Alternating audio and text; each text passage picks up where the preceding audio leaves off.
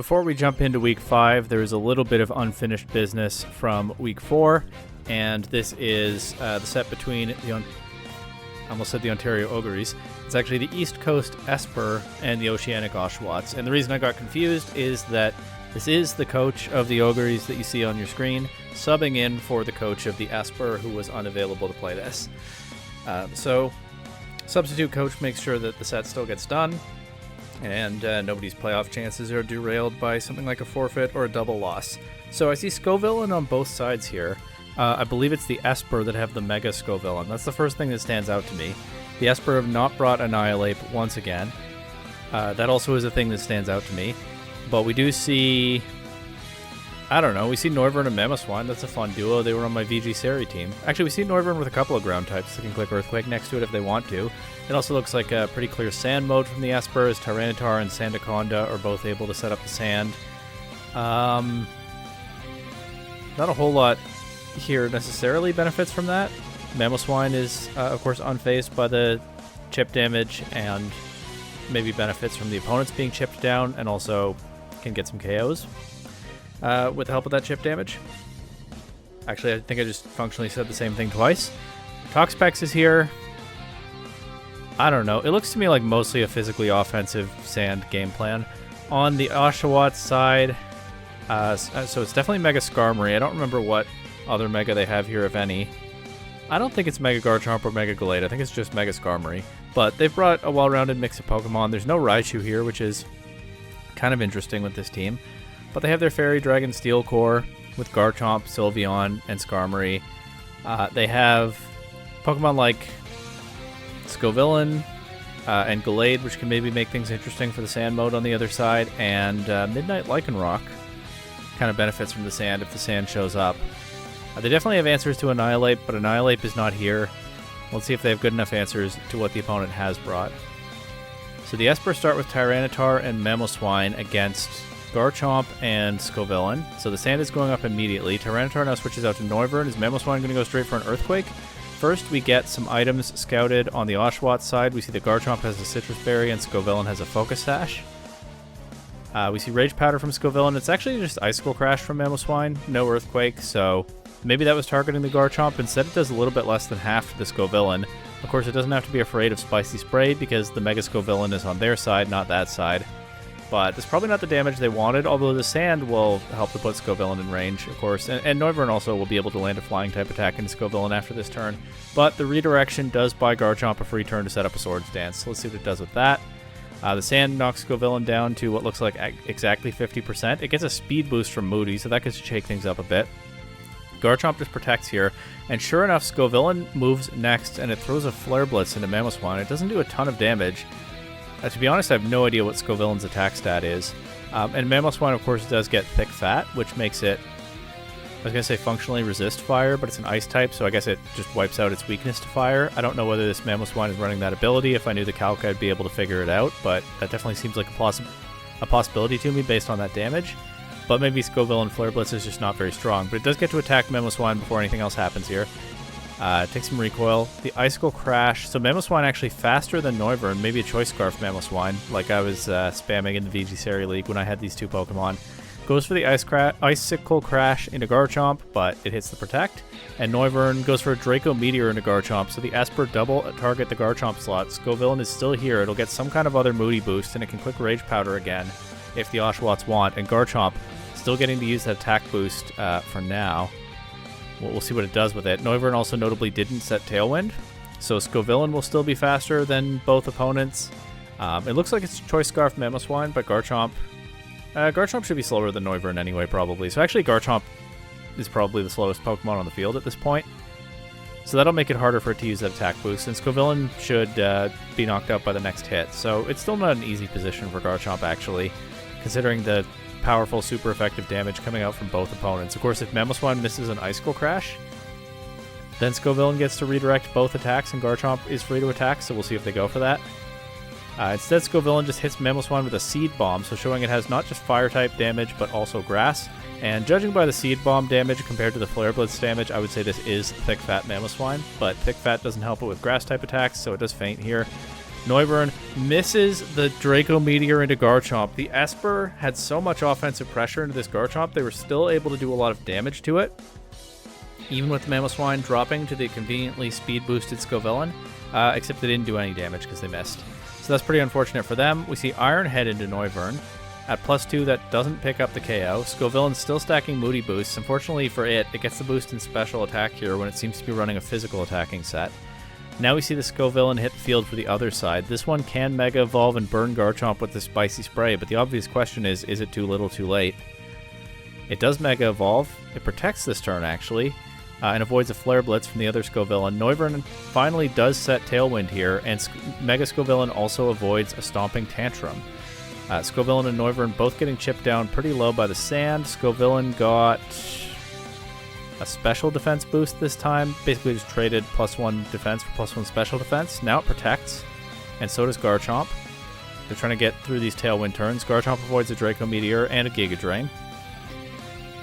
Still a couple turns left of Tailwind, though, and the regular non-Mega Scovillain Rage Powders, and Noivern misses another Draco Meteor. This Noivern is getting an eye exam after this set. It has had 2 opportunities to hit a target with Draco Meteor. It has missed both. The opponent's Scovillain has been able to stack up all kinds of stat boosts just sitting on the field for all these turns. Actually, all those boosts in bulk are not very helpful now that it's at low HP, but it does get to hang around a while longer, as Noivern cannot hit a Draco Meteor to save its life this game. But what does the Mega Scovillain do? It's Giga Drain into Garchomp. I can't see exactly what damage that did. Well, I can in the battle log. It did 44%. But yeah, it's not an amazing amount of damage. And Stomping Tantrum will not knock out the Mega Scovillain, and Garchomp will get burned.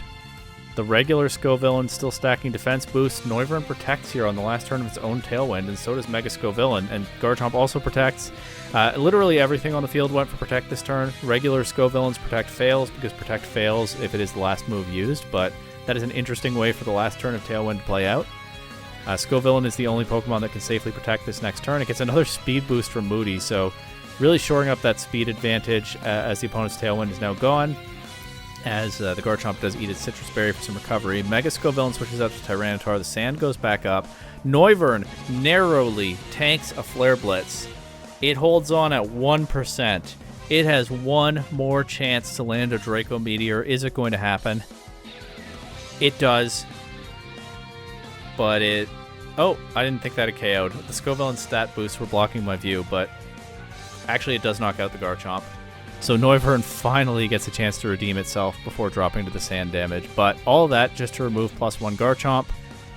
And we'll see whether they have enough to get through the rest of this game. Gallade hits the field now. Notably, well, okay, I went a little ahead of where I wanted here, but notably, the Mega Scovillain is still there. It could have redirected an attack and burned Gallade. That's not what the Espurr went for. Instead, they just lose their Tyranitar to a Sacred Sword, and their Scovillain to a Flare Blitz. So, regular Scovillain, even holding on at 1% after the recoil there, gets the win over Mega Scovillain in this game. Although, to be honest, that's not the most replicable outcome, the way that game played out, because between the early speed boost from Moody and the 2 Draco Meteor misses, the Oshawotts had some advantages in this game that they might not be able to get in Game 2. But let's see how both sides adjust and what kinds of consistent game plans they could find. So we see Scovillain leading for the Espurr with Tyranitar against Gallade and Skarmory this time. Interesting. Probably not a duo that wants to face Mega Scovillain. Tyranitar switches out to Noivern, and so we see that it's Choice Scarf Gallade, which I don't know if I had an opportunity to notice that in Game 1, but I definitely didn't notice it. Skarmory Mega Evolves here. Scovillain protects without Mega Evolving. We get Sacred Sword into Noivern. That does quite a bit of damage for a resisted attack. That's the power of Sharpness boosted Gallade. And then they Brave Bird Scovillain, but I was about to say they missed, but they hit the Protect. Yeah, Skarmory would have been burned there if Scovillain had Mega Evolved and taken the hit, but neither one of those things happens. And now this Scovillain gets to take advantage of Moody. It gets the defense boost immediately, so that'll help it take a hit from Skarmory or Gallade as well. So Scovillain on the Espurr side could be pretty well positioned here, thanks again to a timely Moody boost. We see Lycanroc switch in, though, for the Oshawotts. Scovillain does Mega Evolve. Noivern narrowly takes a Sacred Sword. It will get one more chance to do something, but I believe it will drop the sand damage immediately after. It uses last moment here to set Tailwind. Mega Scovillain goes for Flamethrower into Skarmory, hits Lycanroc coming in instead as Noivern does Faint. Now Mamoswine is here. We see Rage Powder from Mega Scovillain. An Iron Head from Mamoswine just knocks out Lycanroc before that gets to do anything. Mega Scovillain does narrowly take a Sacred Sword from Gallade. That does a lot of damage. Scovillain might not be hanging around much longer, although I believe we've seen that it knows Giga Drain. But Gallade does get burned in exchange.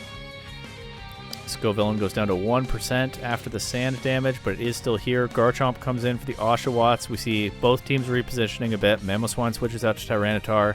Gallade to Mega Skarmory. Garchomp just protects. Probably trying to get rid of the Scovillain before it can burn anything else. Exactly. Scovillain does stay in here, click Rage Powder, and drop the sand. Now Mamoswine is back. We see Garchomp switch out to Gallade, only for Gallade to be knocked out immediately by an Icicle Crash.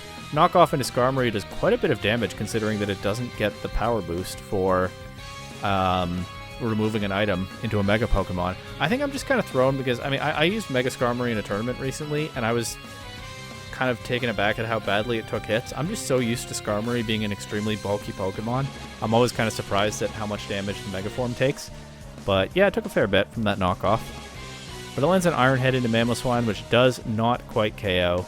Garchomp is back, but Mamoswine can knock that out with an Icicle Crash. Noivern might not be landing all of its attacks, but Mamoswine seems to be. Mamoswine drops to an Iron Head in return, but Tyranitar single target Rock Slide takes out the Skarmory. It's Life Orb Tyranitar, which, yes, I only noticed this turn.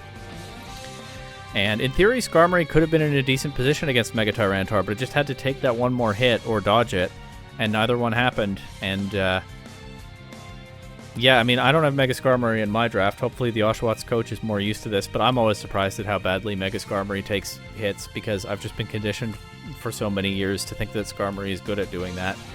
If it were, then it could have worked out differently here, as that Iron Head could have done a lot to Tyranitar, maybe gotten a flinch, but in the end, this was a faster, more offensive slugfest kind of game, and the Espurr brought the right firepower to pull out ahead here. So what's going to happen in Game 3? Moody has been a big storyline of this set up to this point, with both Scovillain having it and getting helpful, timely boosts that help them stick around longer and overwhelm opponents. Will Game 3 be decided by Moody? Let's see. Scovillain leads for the Espurr with Sandaconda this time against Sylveon and Skarmory. So we're seeing a couple of Pokemon already that we have not seen before in this set. Also, a lot of alliteration here as everything on the field starts with S. Definitely noticed that, saying all their names out loud, so let's remark on it. But now, Scovillain will Mega Evolve and so will Skarmory. And Brave Bird just one-shots Scovillain. Skarmory gets burned in return, but that's a pretty good start considering how powerful Scovillain has been for both sides in this set. I don't think the Oshawotts are too mad at that trade. I mean, they just voluntarily made it, so I hope they're not mad at it. But Sandaconda just goes straight for Minimize.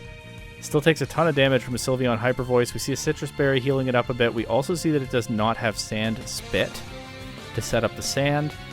So it probably has Sand Veil to take advantage of Tyranitar's Sand, which makes a lot of sense when you have that other Sand setter. So if Tyranitar gets a chance to come in, Sandaconda is going to be even harder to hit, but we also saw there that it does not take a Hyper Voice super well, so the Sylveon only has to hit it one more time, probably, to knock it out. Although it may get a chance to recover some more. Mamoswine's here now, not Tyranitar. Icicle Crash into Sylveon does a little bit more than half. Mamoswine takes an Iron Head from Skarmory pretty well, actually. Probably because Skarmory is burned, but it looks like it probably would have taken that anyway.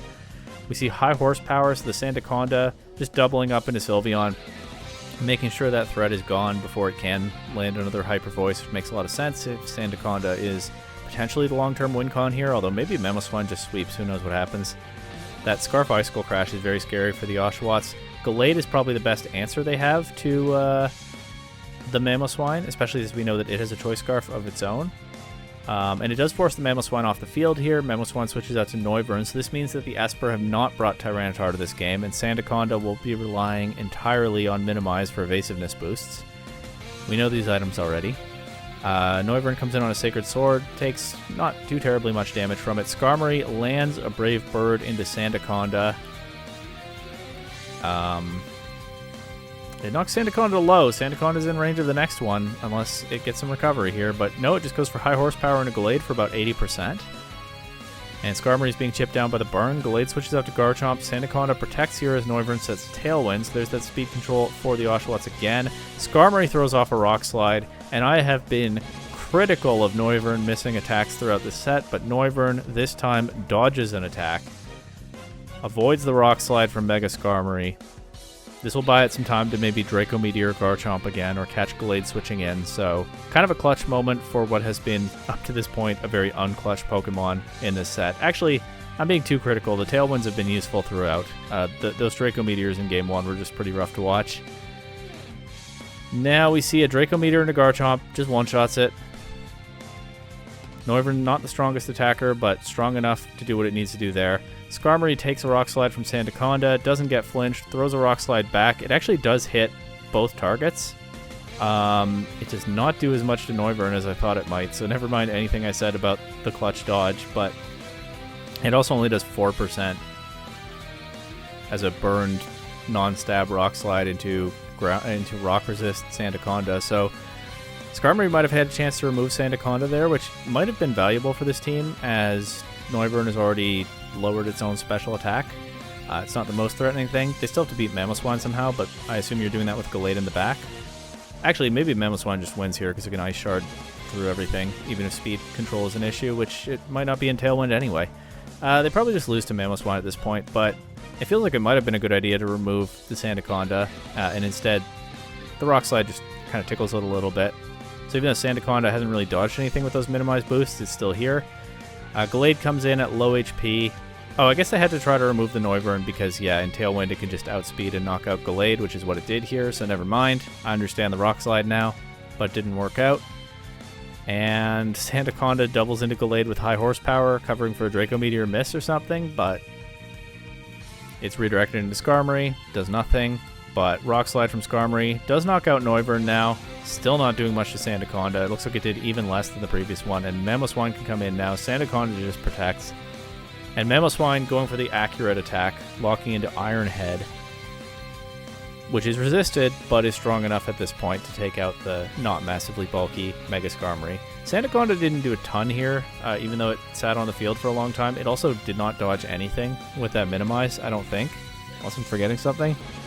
But it does get to stick around until the end, and the offensive pressure from Noivern and Mamoswine just landing especially strong super effective hits, but also some strong neutral ones into Pokemon like Sylveon and Gallade is enough for the East Coast Espurr to take the win. With that, Week 4 is complete, and it's time to move on to Week 5. It's Week 5 of this VGC Regulation MB Prismatic Draft League season. This week is the halfway point of this regular season, and it also is, at recording time, the week immediately after the August long weekend here. So I'm going to have to actually be quick with this one because I'm against the clock right now. I was away for the entire long weekend, and I'm playing catch-up right now. I always say I'm going to try to make these relatively short. Actually, I think I've stopped even saying that at this point. But this time it's actually kind of necessary because I think I'm supposed to be playing in like 15 minutes. We didn't really set an exact time, but somewhere around that time. So let's just jump right in. First, we have one trade this week. Well, one pair of trades. The Azurbe Chatots are back again with 2 Pokemon swapped out of their roster, just like last week. In fact, Hydrapple never even made an appearance this season as they picked it up, didn't bring it, and then dropped it. But it's Mega Aerodactyl and Hydrapple out for Mega Meganium and Noivern. So to me, I'm not sure exactly what to make of this, except that it looks like this team might be committing a little bit harder to its Rain game plans, in that Meganium, of course, benefits a lot from Rain because the Rain protects it from its fire weakness, while also Mega Soul enables it to pretend that the sun is up for offensive purposes, so it still gets 1-turn Solar Beam and Fire-type Weather Ball all the time. But also, I think the other thing they're doing here is making a pivot with their Tailwind setter. Mega Aerodactyl was the main Tailwind setter for this team throughout the season so far. And it's a very fast Tailwind setter, but it's not super bulky, and they can't run a Focus Sash on it when they're obligated to instead run Aerodactylite. Plus, I don't remember them ever Mega Evolving Aerodactyl this season. It didn't seem like it was ever or at least like the coach ever thought that it was the best Mega in a given matchup. Mega Swampert has been showing up a lot more often, as well as Mega Chestnut before they dropped that. So it has kind of felt throughout the season. I mean, I haven't discussed with the coach. I haven't asked the coach why they made this move, but from an outside perspective here, it has kind of felt throughout the season like Mega Aerodactyl has been a liability for the way that this team has played, because they've never reaped the benefit of Mega evolving it, and instead it's just not been able to carry an item that's actually useful to it. So Noivern is, I do think, a worse Tailwind setter than Aerodactyl. It's a little bit slower, although it's still one of the fastest Pokemon in the game. Its stats, apart from speed, are not amazing. It doesn't hit especially hard, and it can't use Rock Slide to do spread damage and cheese flinches on opponents. I guess it can get flinches with Air Slash if it wants, but that said, it is fast. It's a good Tailwind setter. It can hold an item, and that Dragon typing could be useful. It could throw off a Draco Meteor in some situations or something like that. Plus, it gets Frisk to scout opponents' items. So I do think Noivern suits this team better for the role that they've been having Aerodactyl play, and that move does make sense to me. And I don't remember exactly the points math here, but I think Noivern was more expensive than Hydrapple, and to make the points work out, they had to go, or Noivern was, hold on, no, this doesn't make sense. Noivern is definitely cheaper than Mega Aerodactyl, I would think. I don't remember how the points worked out, but there may have also been a points factor in the swap from Hydrapple to Mega Meganium, but I think more likely they just think that Meganium can be more helpful to this team because it gives them still a second Mega to pair with Swampert, but they may be more likely to find positions where Meganium is the Mega evolution of choice over Swampert, whereas Aerodactyl was kind of playing a supporting role to Swampert all the time. And like I said, Meganium does also benefit from that Sun. It benefits potentially from Tailwind or Trick Room, depending on the matchup, so it works well with Noivern and Farigiraf. And once again, they're changing their offensive grass type here, but yeah, Meganium could be an interesting complement to Swampert for sure. And they have the Dragon typing from Hydrapple covered with Noivern. So Hydrapple never made an appearance, but I'm looking forward to seeing what the Meganium era brings. Now for the standings update, there is one caveat. As I'm recording this, I don't have a result between the East Coast Espurr and the Oceanic Oshawotts last week. If they have played by the time this video is ready, then you will have seen the result already, and you'll be able to mentally add it to the standings, but I don't know right now. So with that result missing, and those two teams having played one set fewer than the others, Pool A looks like this. The Ontario Oguris are still undefeated. They did drop a game last week, but it was not enough to knock them off the throne. The Drampa Grampas and the Poblano Ho-Ho Peppers, coming off of very strong performances last week, take the next two slots at 3-1. And then that last playoff spot is a real toss-up right now, as we have the Dapper Digletts, the Minnesota Marshadows, and Pendragon United all hanging around at 2-2, breaking even so far on the season. Some slight differences in differential, but that kind of thing can disappear quickly over 5 more weeks. Plus, the winner of Espurr and Oshawotts, if that's been determined by now, will also be somewhere up there as well. And, I mean, no one's really out of it with more than half of the season left. Pool B, meanwhile, looks like this. The Halifax Masquerainmen still tied for first place with the revolting Raichus. Neither one of us able to pull ahead of the other so far this season. And actually, there's been very little movement in Pool B from last week to this week. The top 5 teams, I think, are all still the same, because those top 4 that are holding the playoff spots right now all pretty well took care of business in week 4. And so nobody was able to jump ahead of any of the Masquerainmen, Revolting Raichus, Hisuian Houndstones, or Ryan Green Blue Porygon 2s.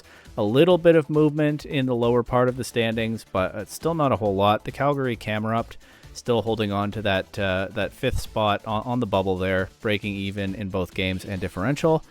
And I don't know whether the tie with the Raichus will be broken this week. It will not be head-to-head. We're still not playing them just yet, but we do still have an opponent in one of those top 4 spots. An opponent that's been taking care of business so far this season, including last week, as we are taking on the Hisuian Houndstones. The Houndstones roster looks like this. Basically, they have a lot of threats, and we've seen a bunch of different threats put in work, especially with some aggressive button-clicking plays that just get them quick KOs into opposing teams. Pokemon like Scovillain and Heliolisk, which are not the main offensive threats here, have still looked like offensive threats when they're just claiming KOs with a Leaf Storm or Thunder or something with no fear. The main threats here, of course, are Mega Metagross, Tyranitar, Hydreigon, and Aerodactyl, I'd say, are sort of the main core. Aerodactyl is able to set Tailwind. It has Rock Slide to take advantage of the Tailwind and its high speed stat and Fish for flinches. Tyranitar can also take advantage of Rock Slide, but Tyranitar is also a good complement for Mega Metagross. It sets up the Sandstorm. Aerodactyl and Mega Metagross are both immune to that.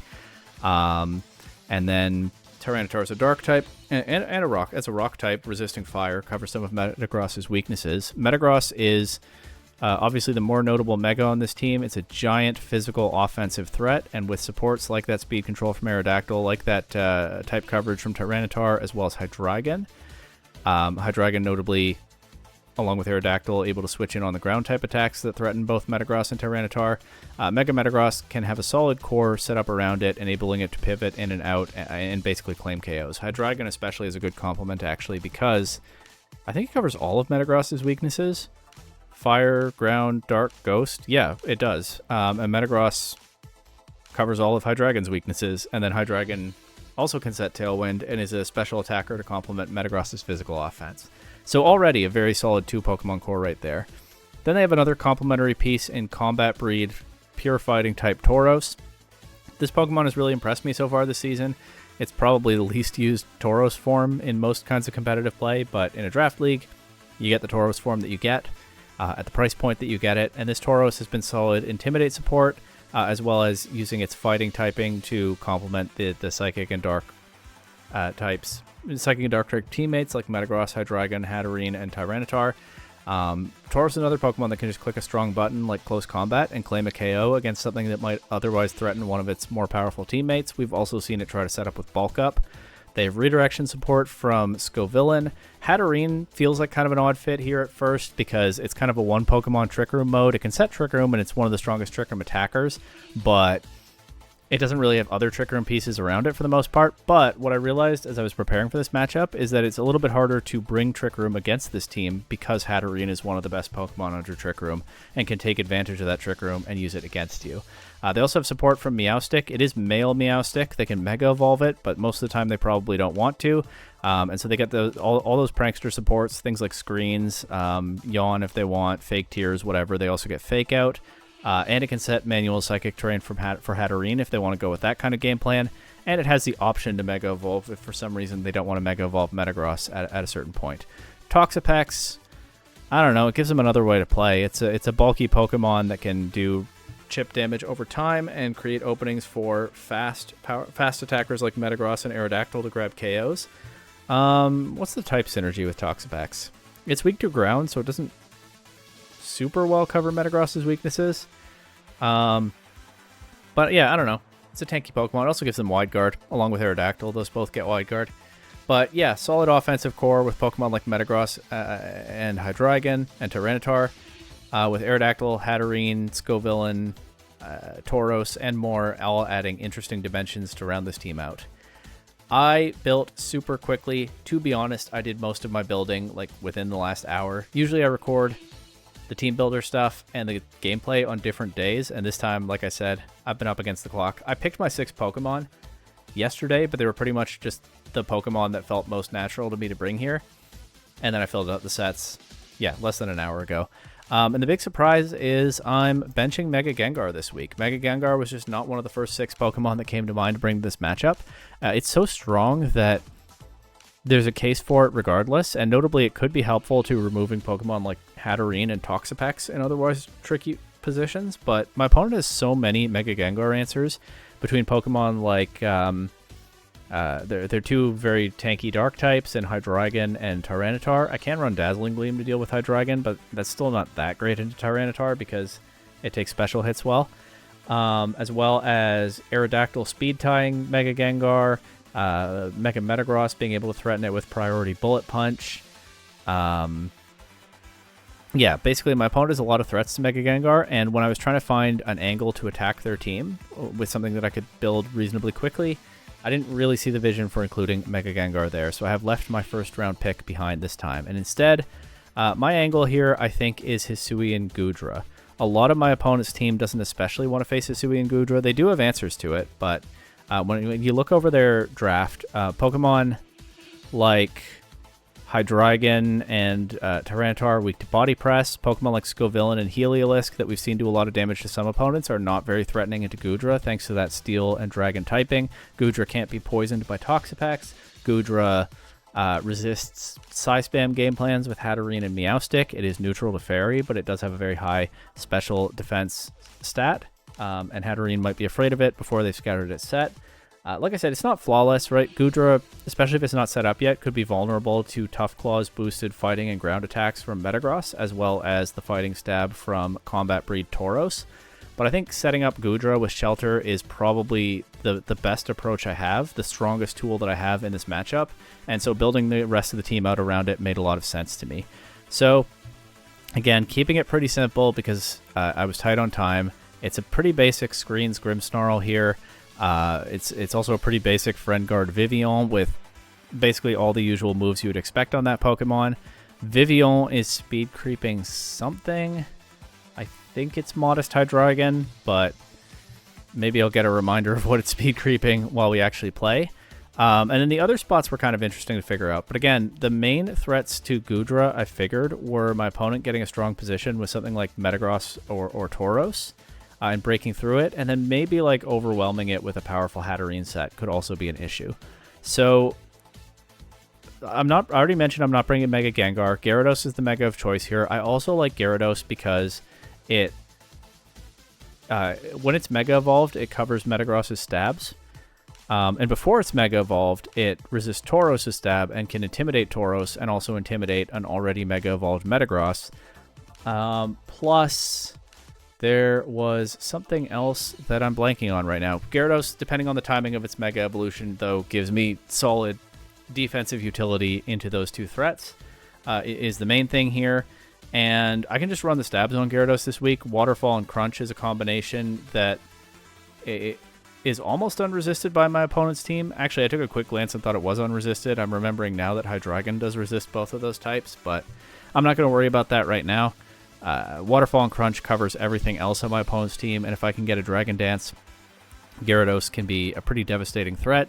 And given that I already have supports in place for setup Goodra, setup Gyarados is not an unreasonable thing to attempt as well. I could easily bring like Grimmsnarl, Goodra, Vivillon, Gyarados, and then Gyarados can be the late game cleaner if Goodra is unable to close it out. Plus, again, I can switch Gyarados in on a Tauros or an already Mega Evolved Metagross and make Goodra's life that much easier right off the bat.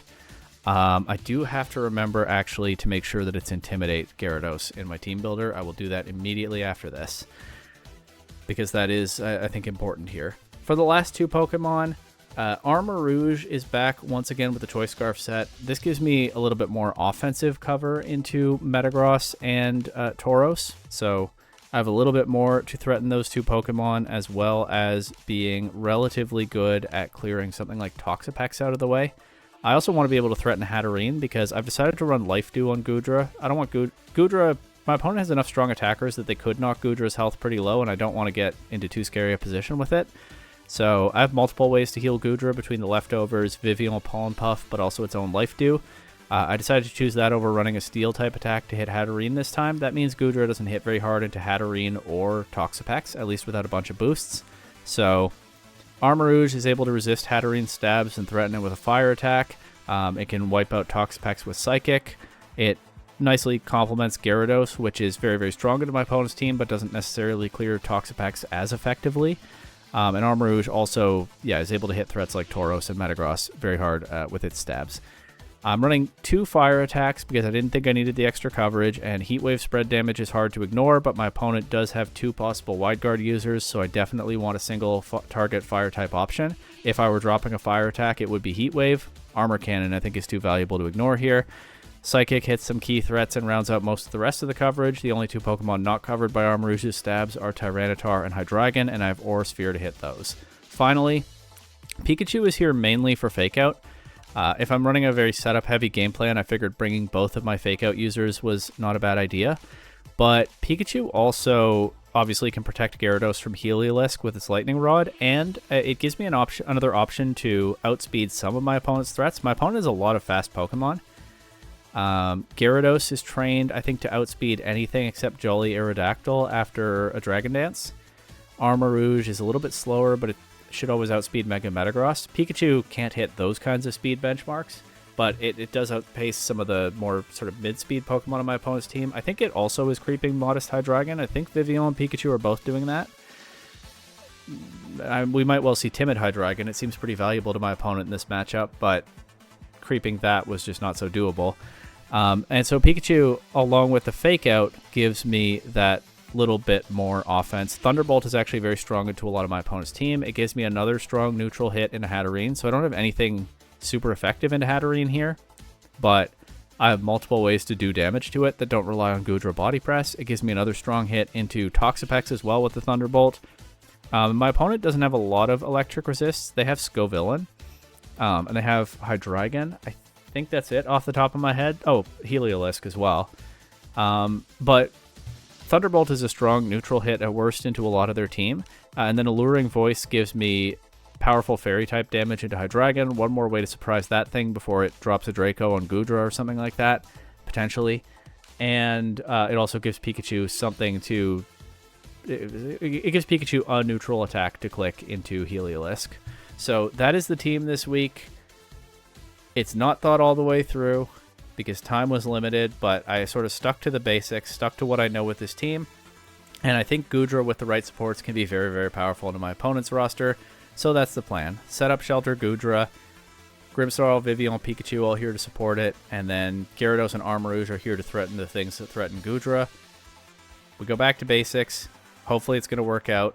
This was not really any shorter than a typical recording, but I have not been pinged by my opponent so far, so I think I'm okay for time, but probably going to be playing this any minute now. Wish me luck. All right. Ooh, I'm a little fried right now.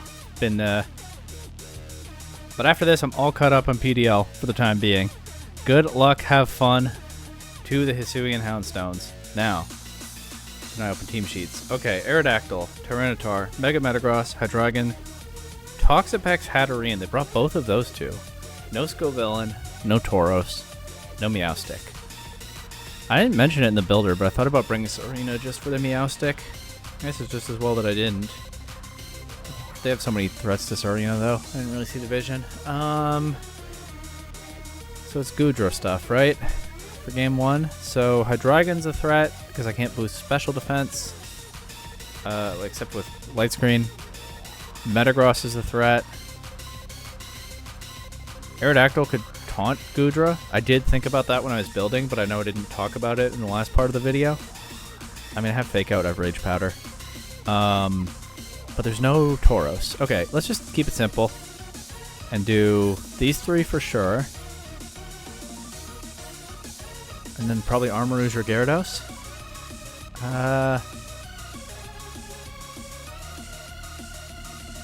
Maybe a Pikachu is worth bringing.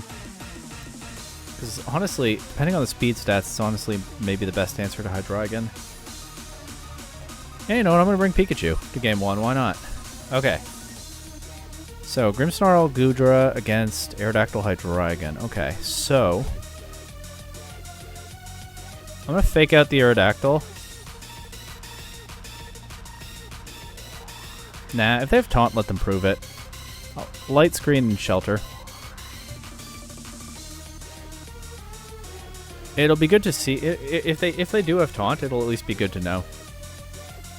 And this gives me a little bit more cover for some strong attack from Hydreigon right away. Aerodactyl actually just protects turn 1 to avoid the Fake Out that I ultimately chose not to click, but the taunt comes from Hydreigon. Okay. Well, I did not think to cover for that. Okay, well, I can Spirit Break Hydreigon if it stays in, which it might not do, but if it does, I can Spirit Break it. And I think I'll just Body Press this Aerodactyl. Or I could double into Hydreigon.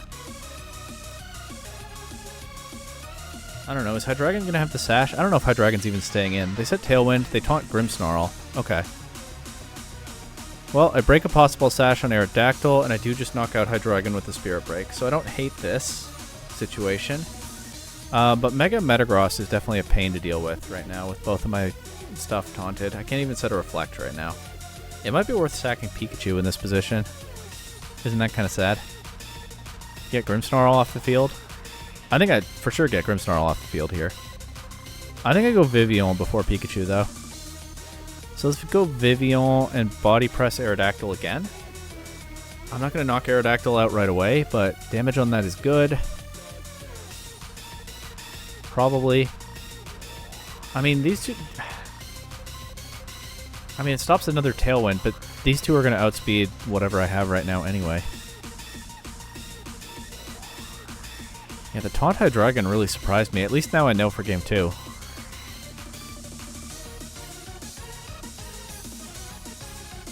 Okay, they just Rock Slide immediately. Vivillon has the Focus Sash. It's not necessarily a KO just yet. They also miss Goodra, and even through Friend Guard, though, that Stomping Tantrum does a lot. Okay, Taunt ends. Good.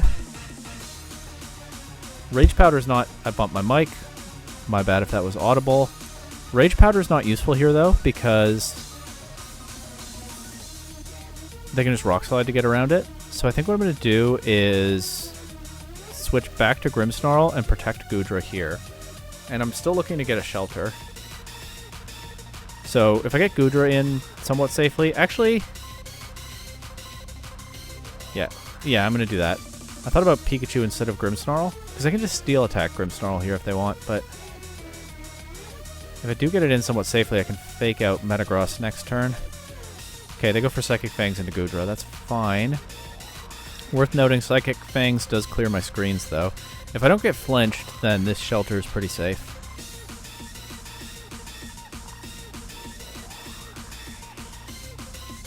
And the Stomping Tantrum doesn't do crazy damage after a Shelter, I would think. They protect Aerodactyl here. They let Metagross get faked out. I think it's probably worth going for Reflect, even though Psychic Fangs will remove it. And actually, Aerodactyl's not that big an offensive threat. I know I was targeting it earlier, but maybe I'd rather Body Press Metagross here. Well, there's always the Rock Slide cheese. I'll Body Press Metagross, though. Okay, Tailwind back up. Stomping Tantrum does so much damage. Oh, because their last move failed? Does Stomping Tantrum... Does that interaction happen here? Okay, well... That's awkward. As my Body Press really doesn't do much back to Metagross.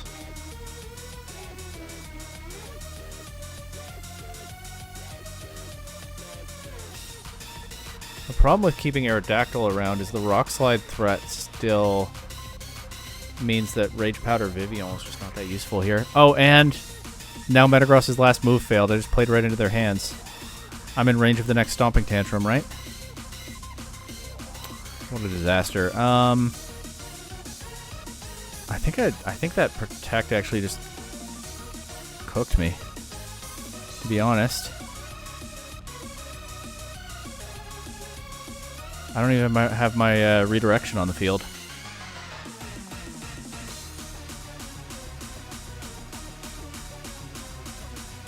Unless there's a way that Pikachu can win this, but it's hard to see.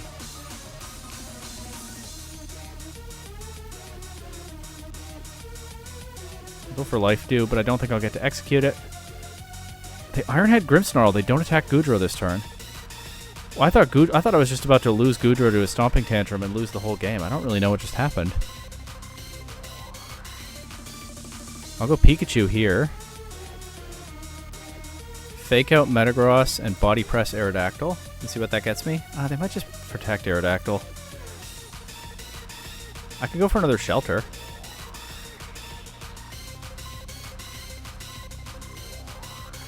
I think that's reasonable.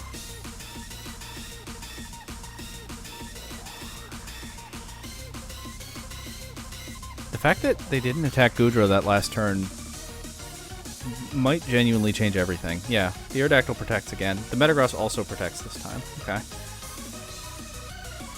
I get another Shelter. And now I think I'll just double target Metagross. I've shown all of Goodra's moves. They know now that I don't have a Steel Attack to hit Hatterene, but that's a problem for later, because this game 1 might actually be salvageable now. Pikachu's faster than Metagross. That's good to know. That was not a given. Okay, Goodra flinches. Not the end of the world. I'll go for the KO on Aerodactyl here.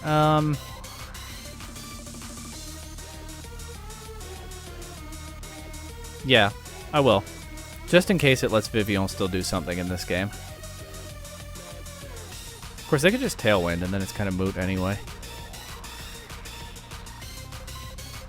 You know what? I don't think it's worth it. Aerodactyl is not really much of a threat to Goodra. Metagross maybe still could be, although, of course, they can't crit Goodra. They protect Metagross. So I could have had the Aerodactyl here. Oh well. Alright. I'll just quick Pollen Puff, but Vivillon's probably fainting now anyway. I'll still try to remove this Metagross. I still haven't seen what the last Pokemon is, have I? Maybe Hatterene could still mess me up because it has that double resistance to Body Press. This game's definitely been a bit messy, but... well... it's not decided yet, as far as I know. Okay, I lose Vivillon to that Rock Slide. They Stomping Tantrum my Goodra, but yeah, without the boost, it's not doing much. I get another Flinch. I don't think I should be clicking Protect until this Metagross is out of here. Oh, I didn't think about my PP on Body Press. If it's Hatterene in the back, or even Toxapex, I'm still in trouble. And their PP stalling me, which really probably I should have covered for.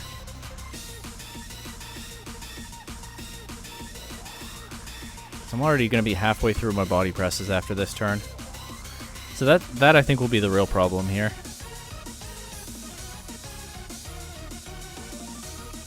Will Metagross switch out? Not if it's Tyranitar in the back, but maybe if it's something else.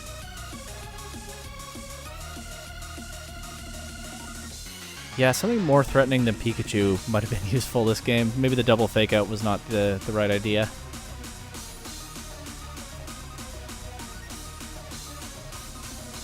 Rock Slide again. Iron Head, they're just trying to flinch me. Doesn't work this time. Well, what's that last Pokemon? Tyranitar. Okay, good. That's what I wanted to see. I'll go for a Life Dew here. The fact that it's Tyranitar and not either of the other two probably saves the whole game for me. I realize it's not the first thing to save this whole game for me, but hey, we take what we can get. They miss a Rock Slide, so no flinch this time. Get my recovery. Now I think I just Body Press Tyranitar. Yes, they could flinch me again, but Tyranitar's the bigger threat. We knock it out through a Chople Berry at +4. That's very good. Should be able to handle Aerodactyl now. It's not like it can dodge Body Press, so I'm not going to run out of PP, but I would be surprised to see these 4 Pokemon again. Somehow I've gotten out of Game 1 by the skin of my teeth. Almost certainly. I would be surprised to see those 4 Pokemon again from my opponent in Game 2, so... what do I do about Toxapex and Hatterene? Probably I bring Gyarados to Game 2. Maybe I also bring Armarouge. Leave the Pikachu and Goodra behind. I don't hate that. Okay, opponent goes for dual Wing Beat instead of Rock Slide, which speeds this endgame up a little bit. Somehow I escaped Game 1 with the win, but you have to win 2 games. So, I think I leave the Goodra behind for Game 2. I focus on Gyarados, and I bring Armarouge instead of Pikachu. Or, I mean, I could leave Vivillon behind. Vivillon didn't do a whole lot. But Vivillon could be useful into, like, a... Toxapex lead, but I don't think I'm leading Vivillon. I think it's these. Armarouge for sure. Do I talk myself into Pikachu again? Pikachu is more threatening into Toxapex and Hatterene than Vivillon is. Side Pollen Puff is not super useful when a lot of my opponent's team is faster than it.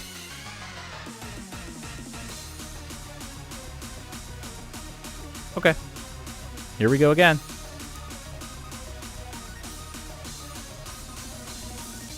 Let's see what the opponent comes up with.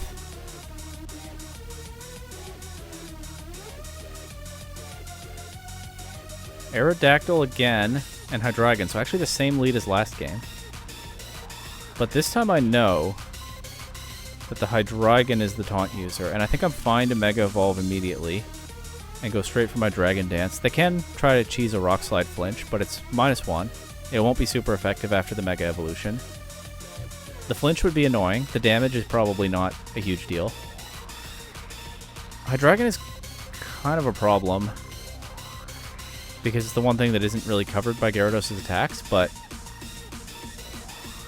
that might make it actually reasonably good thing that I brought Pikachu, because Pikachu can wipe out Hydreigon with Alluring Voice. I think. Maybe it has the Roselli Berry and I don't know yet. No, I Spirit Broke it.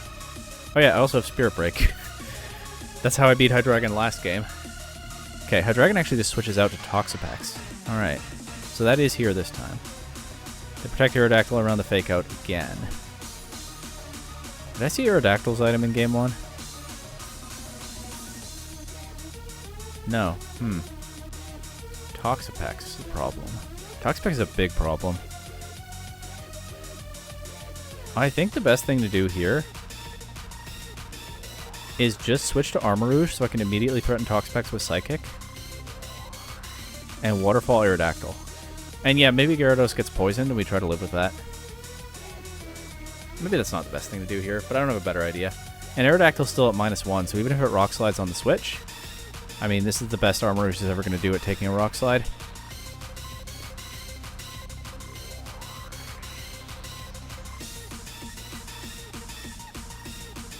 Okay, this Sash confirmed on Aerodactyl. That's Tailwind. They Toxic my Gyarados.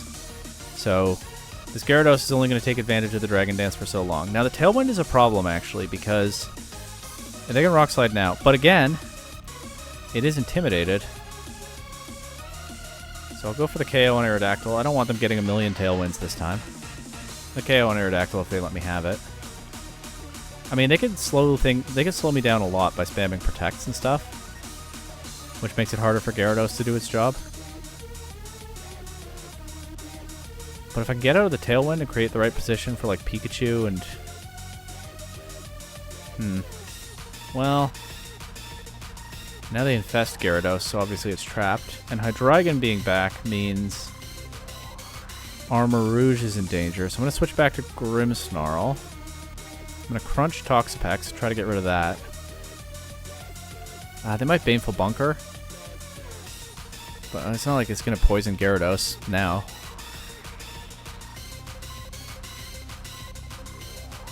But yeah, this Toxapex looks like a problem. They protect Hydreigon. They do Baneful Bunker. Okay, yeah, makes sense. They just keep stacking up their residual damage on Gyarados. That's a ton of damage already.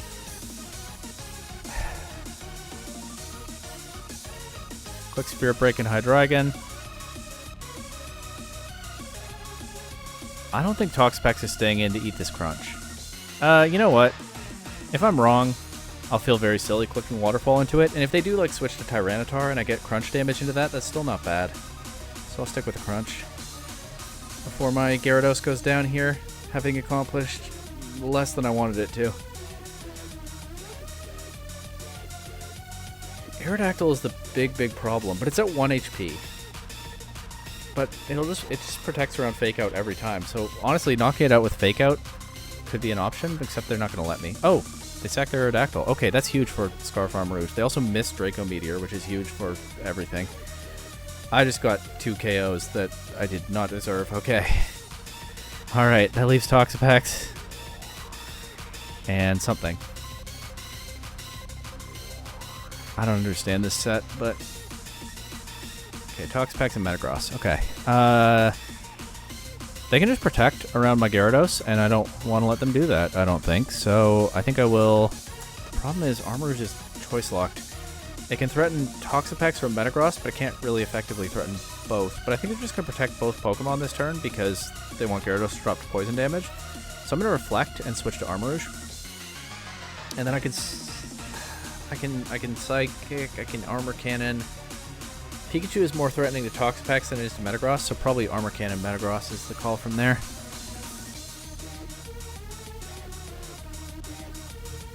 Yeah, preserve Gyarados so I can still crunch something later, potentially. Again, Toxapex being super slow makes that the more attractive target to crunch. If I'm right that they're protecting everything, I get Armarouge in here.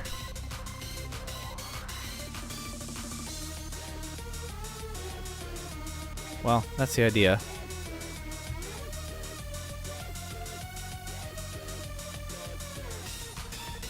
I think Armarouge is always faster than Mega Metagross. I think that's how I set its speed. I know I didn't creep Aerodactyl or Mega Meowstic. Mega Metagross was the next fastest thing. I think I did creep it. Oh, I think I crept Adamant Aerodactyl, actually, which is even faster than Mega Metagross. Okay, get the Reflect. Grimmsnarl takes an Iron Head. They actually just infest and... Okay, I thought they'd protect both Pokemon. They didn't protect anything. What can you do? You can Spirit Break Toxapex, because what else is Grimmsnarl doing at this point? Spirit Break Metagross, just in case this Armor Cannon somehow misses the KO. But yeah, trying to take Metagross out with Armor Cannon is what this is all about right now. And maybe they protect now and they poison Armarouge, but they're not going to knock it out immediately doing that.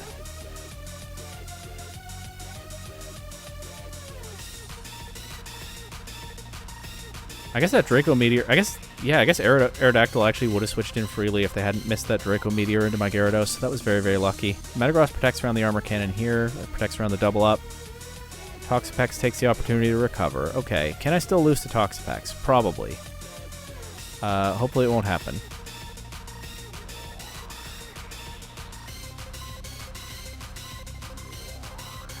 We're just going to go for this again. Removing Metagross at least simplifies things, whether or not it leads to a win.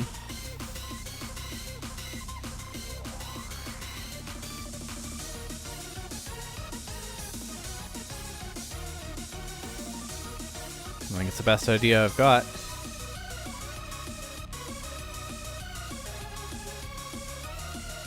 What does my opponent have to deal with it? I wouldn't be shocked to see a double protect here. Although I'm not sure what Toxapex then does. The position hasn't changed that much for my opponent from the last turn. No double protect. Armor Cannon crits the Metagross. Don't know that roll. Metagross faints. Armarouge gets Toxicked. I think the next thing to do is switch Armarouge out, except I can't, so never mind. I mean, what I'd like, what I'd like to do is get Armarouge and Pikachu on the field at the same time. That would be ideal. With Armarouge able to lock into Psychic instead of Armor Cannon. We'll see if I get the chance. Toxapex recovers here. Does the infestation end? Nope. So I think Armarouge is just cooked, and I think I'm counting on Pikachu to win this.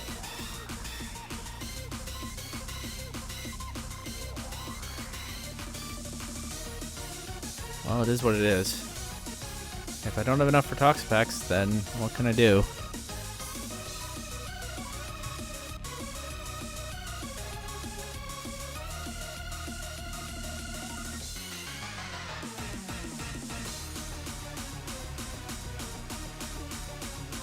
Okay, they infest Grimmsnarl. Oh, Armarouge does survive. Huge. Okay, now I sack Gyarados. And also Grimmsnarl.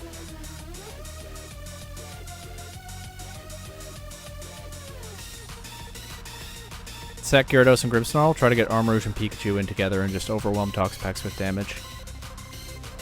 Is the whole idea at this point. Okay, they infest Gyarados. Gyarados will be knocked out by that. Grimmsnarl's knocked out as well, so that's what I wanted. I'm not going to Fake Out because I think they will click Baneful Bunker. And there's no reason to just gift them the poison on Pikachu. So it's just Psychic and Thunderbolt here. Yeah, there's the Baneful Bunker. Armarouge should take this turn of poison damage. They can go for the double Baneful Bunker if they want. I will not get mad after some of the luck I've had if they get it. They don't get it. And Armarouge actually just gets the KO with Psychic. Alright, GG's. I got bailed out at some points there. I don't know what was going on, but Armarouge brings this one home. And It's been a busy evening of PDL stuff for me, but I'm caught up now, so I'm going to relax a little bit more and wait for the rest of the results from this week to come in and prepare for next week, I guess, because the regular season grind keeps going. But we've crossed the halfway point now, and the Masquerainmen are undefeated, 5-0.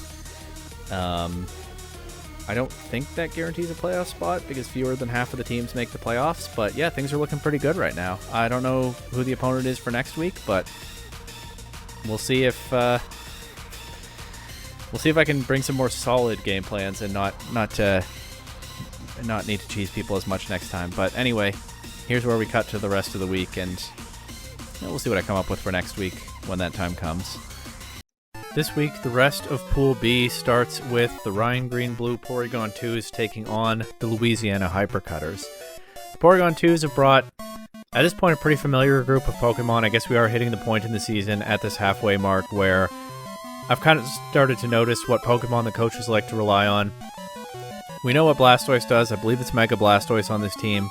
Well, it does a few things. It does Fake Out support. It can set up with Shell Smash. It can be a strong attacker independent of that. We know that they like Calm Mind, Baton Pass, Espathra, which can make certainly Sylveon hit faster and harder. Maybe also Typhlosion or Blastoise. We know that Basculegion is just one of the strongest Pokemon in the game. Hisuian Typhlosion hits things hard, is reasonably fast. Weavile's fast and hits things hard. A lot of offensive options here, and always interesting to see what the Espathra might do. On the Hypercutters side, they have that Hisuian Zoroark, which I feel like we haven't seen super often. I know this is not the first time, but it looks like it could be either a Trick Room or setup game plan, as is typical of this team. It could be both if it's focused on the Chimecho, although they've tended to run just Dazzling Gleam as an attack on Chimecho and focus on setting up Trick Room with it, but they have that option with Sinistra for redirection, Tinkaton for Fake Out support, Zoroark for disguising itself as something and making it harder for the opponent to stop their game plan, and of course Mega Heracross for a Trick Room attacker. And Trick Room could be pretty well positioned into the Porygon 2s because they definitely have some threats that lean on the faster side. But there's also, if you can see that Melodic hiding its head behind the hammer, some kind of setup Melodic option with the same sorts of support pieces around it if they want. And of course Sinistra can also set Trick Room, but Espathra can mess with the Trick Room setup if that's what the Porygon 2s want to do. Or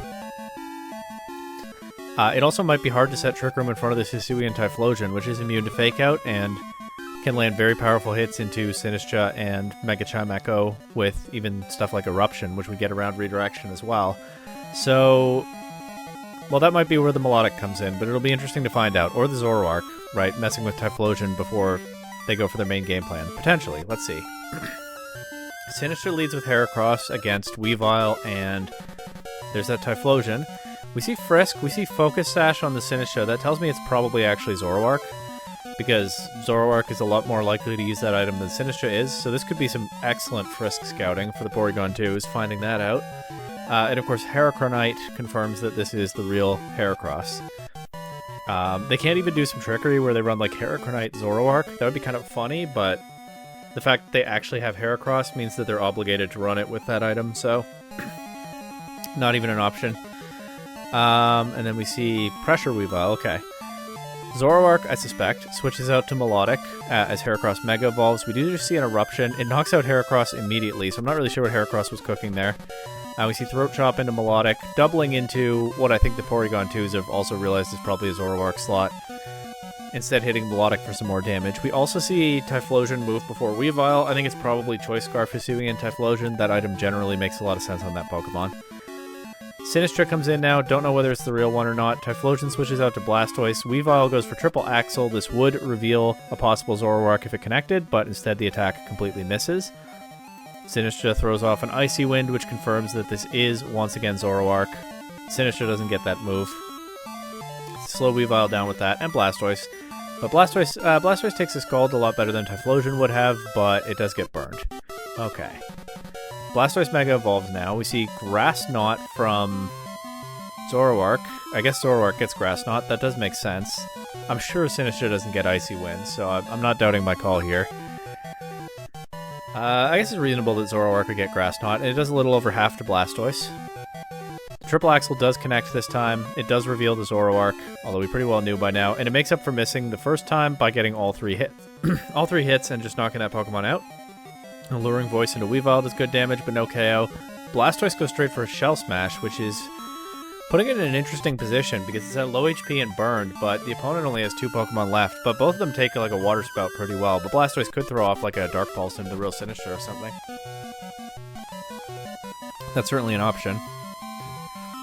Sinistcha comes in, heals Melodic with Hospitality. Obviously, we know this is the Real Sinistcha anyway because Zoroark is gone.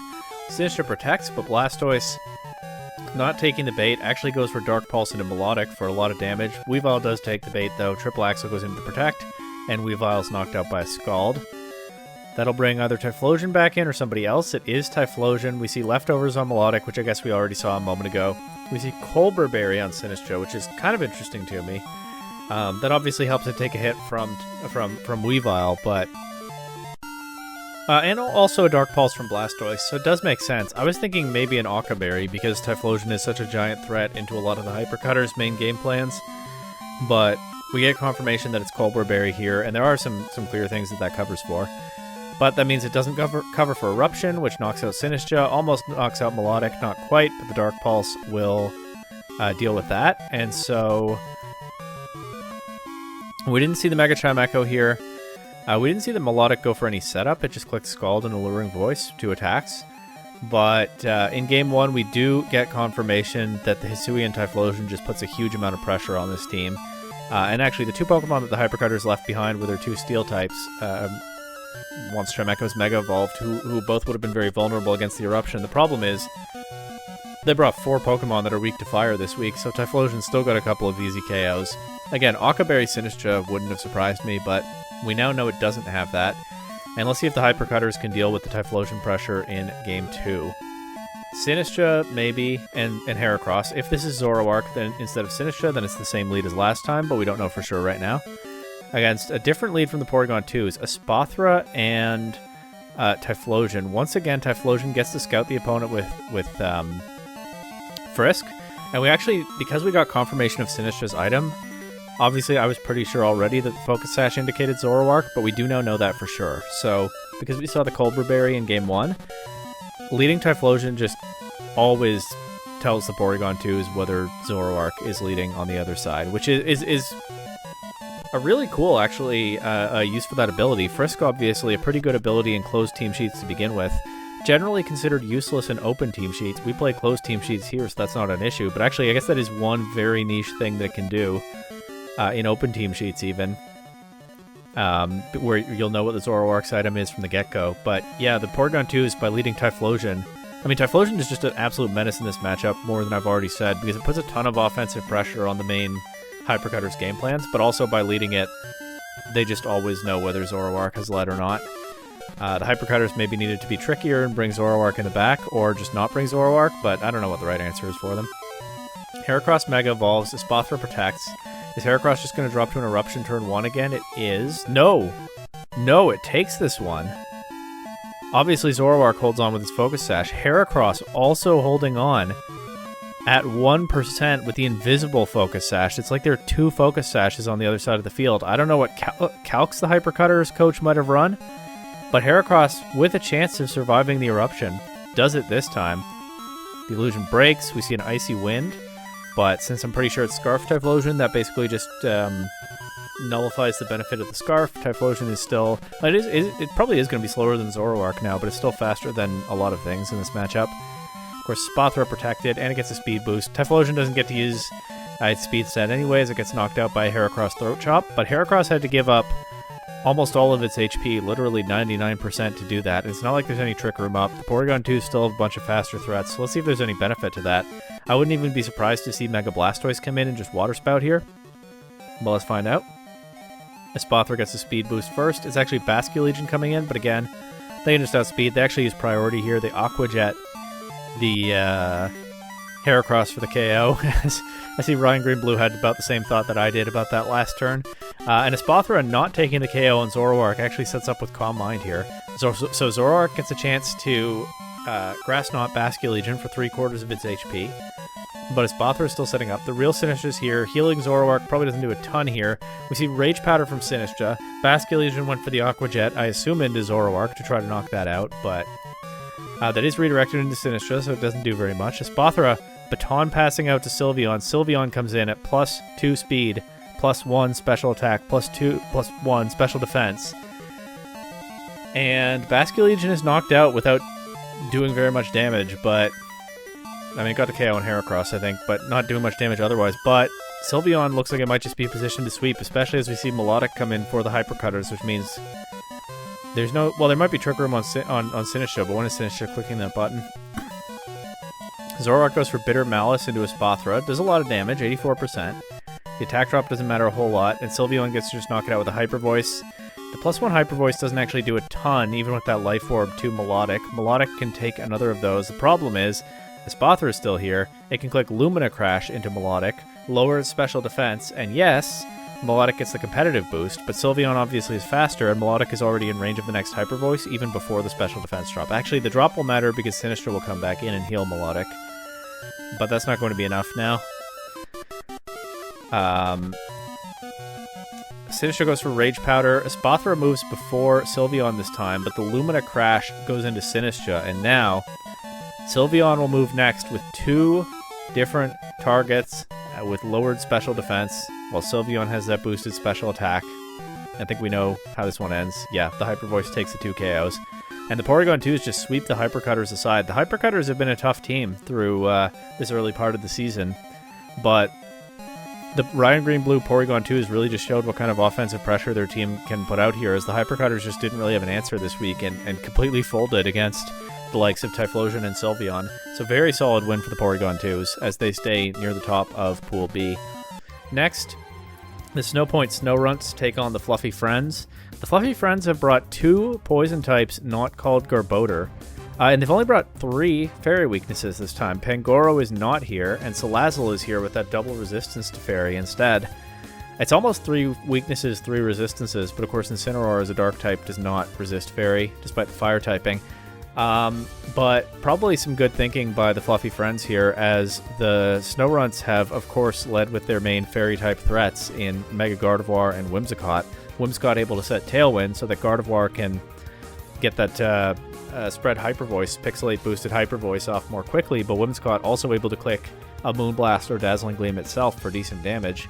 That's already going to be pretty threatening to the Fluffy Friends, but Mega Scolipede and Salazzle are probably the 2 best answers they have to that, so they have some ways to fight back. We'll see exactly what they came up with. And then it looks like just some more well-rounded offensive pieces for the Snorunts. We see the Fire-type Tauros, Hisuian Samurott, Vanilluxe, and Rotom. Fan form, giving them a bunch of different coverage options. Ways to hit hard into fast but frail targets like Meowscarada, Greninja, Dragapult, and Salazzle. The Fluffy Friends, yeah, they've brought some of their core Pokemon that we know they especially like, and they brought 2 poison types to help them deal with. Okay, well, the obvious problem is Gardevoir is also a psychic type, but they could at least force the opponent to make some decisions on what buttons to click, and maybe some other Pokemon create openings for their other Pokemon. The one big strength of the Fluffy Friends is that they have so many fast, dynamic offensive Pokemon. If they play the offensive pressure game right, they can overwhelm Gardevoir and create some openings, but it's going to be tough.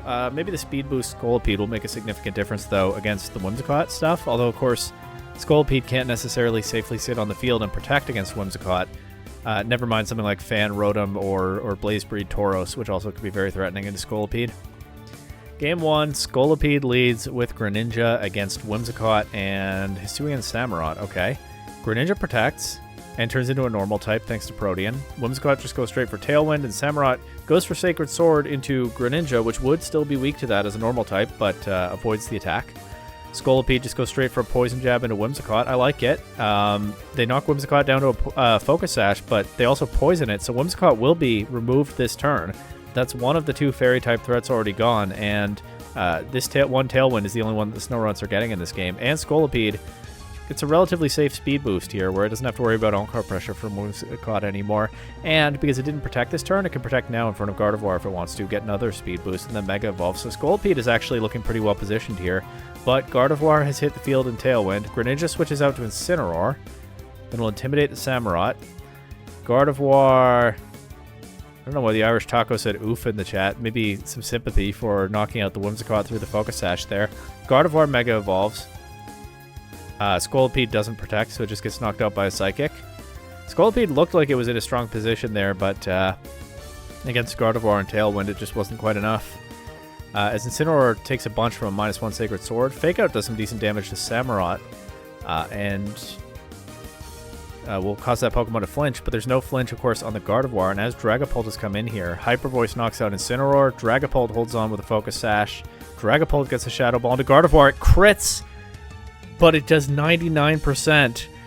Dragapult gets a crit with that Shadow Ball, and still is just short of the KO on Mega Gardevoir. They almost got out of that Mega Gardevoir pressure, but not quite. They also get the special defense drop, which is surely not useful now. Hey, if this Greninja has Water Shuriken, that's a priority attack that can remove Gardevoir before it can attack again. Gardevoir protects here. On the last turn of Tailwind, that's pretty good for the fluffy friends, right? Because once the Tailwind is gone, Dragapult and Greninja should both outspeed. The problem is they don't really have any good answer to this Camerupt at this point. Even with it intimidated, it's still free to sit here and click things like Sacred Sword and the Aqua Cutter that we just saw into Dragapult's Protect. Greninja goes for Dark Pulse. Gardevoir avoids it with Protect. Greninja is now committed to being a Dark type. We see Gardevoir switch out to a Blaze Breed Tauros. Clear Body confirmed on Dragapult. Greninja is intimidated, but Greninja has only shown a special attack so far. That said, Greninja is a Pokemon that can go mixed sometimes. Greninja protects.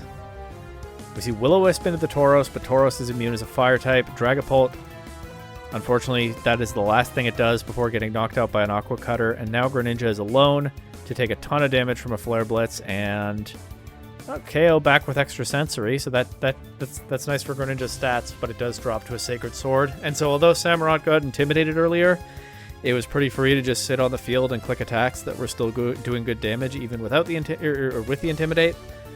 And yeah, the Mega Gardevoir in Tailwind just overwhelmed the fluffy friends enough that Tauros and Camerupt could pretty easily close things out.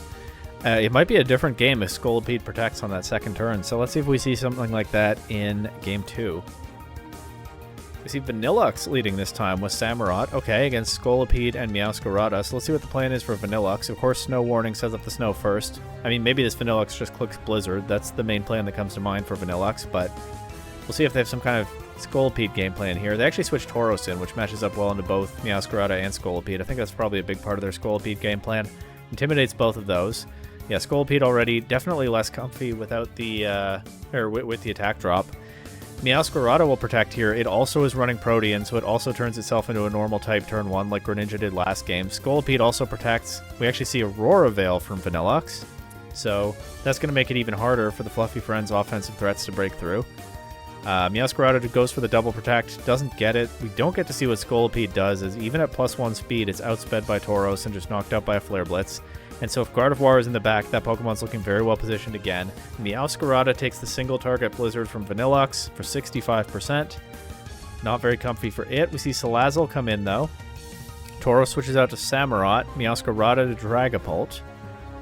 Vanillux just protects here, avoids the Fake Out, but the Fake Out goes into Camerupt, which won't flinch anyway because it just switched in.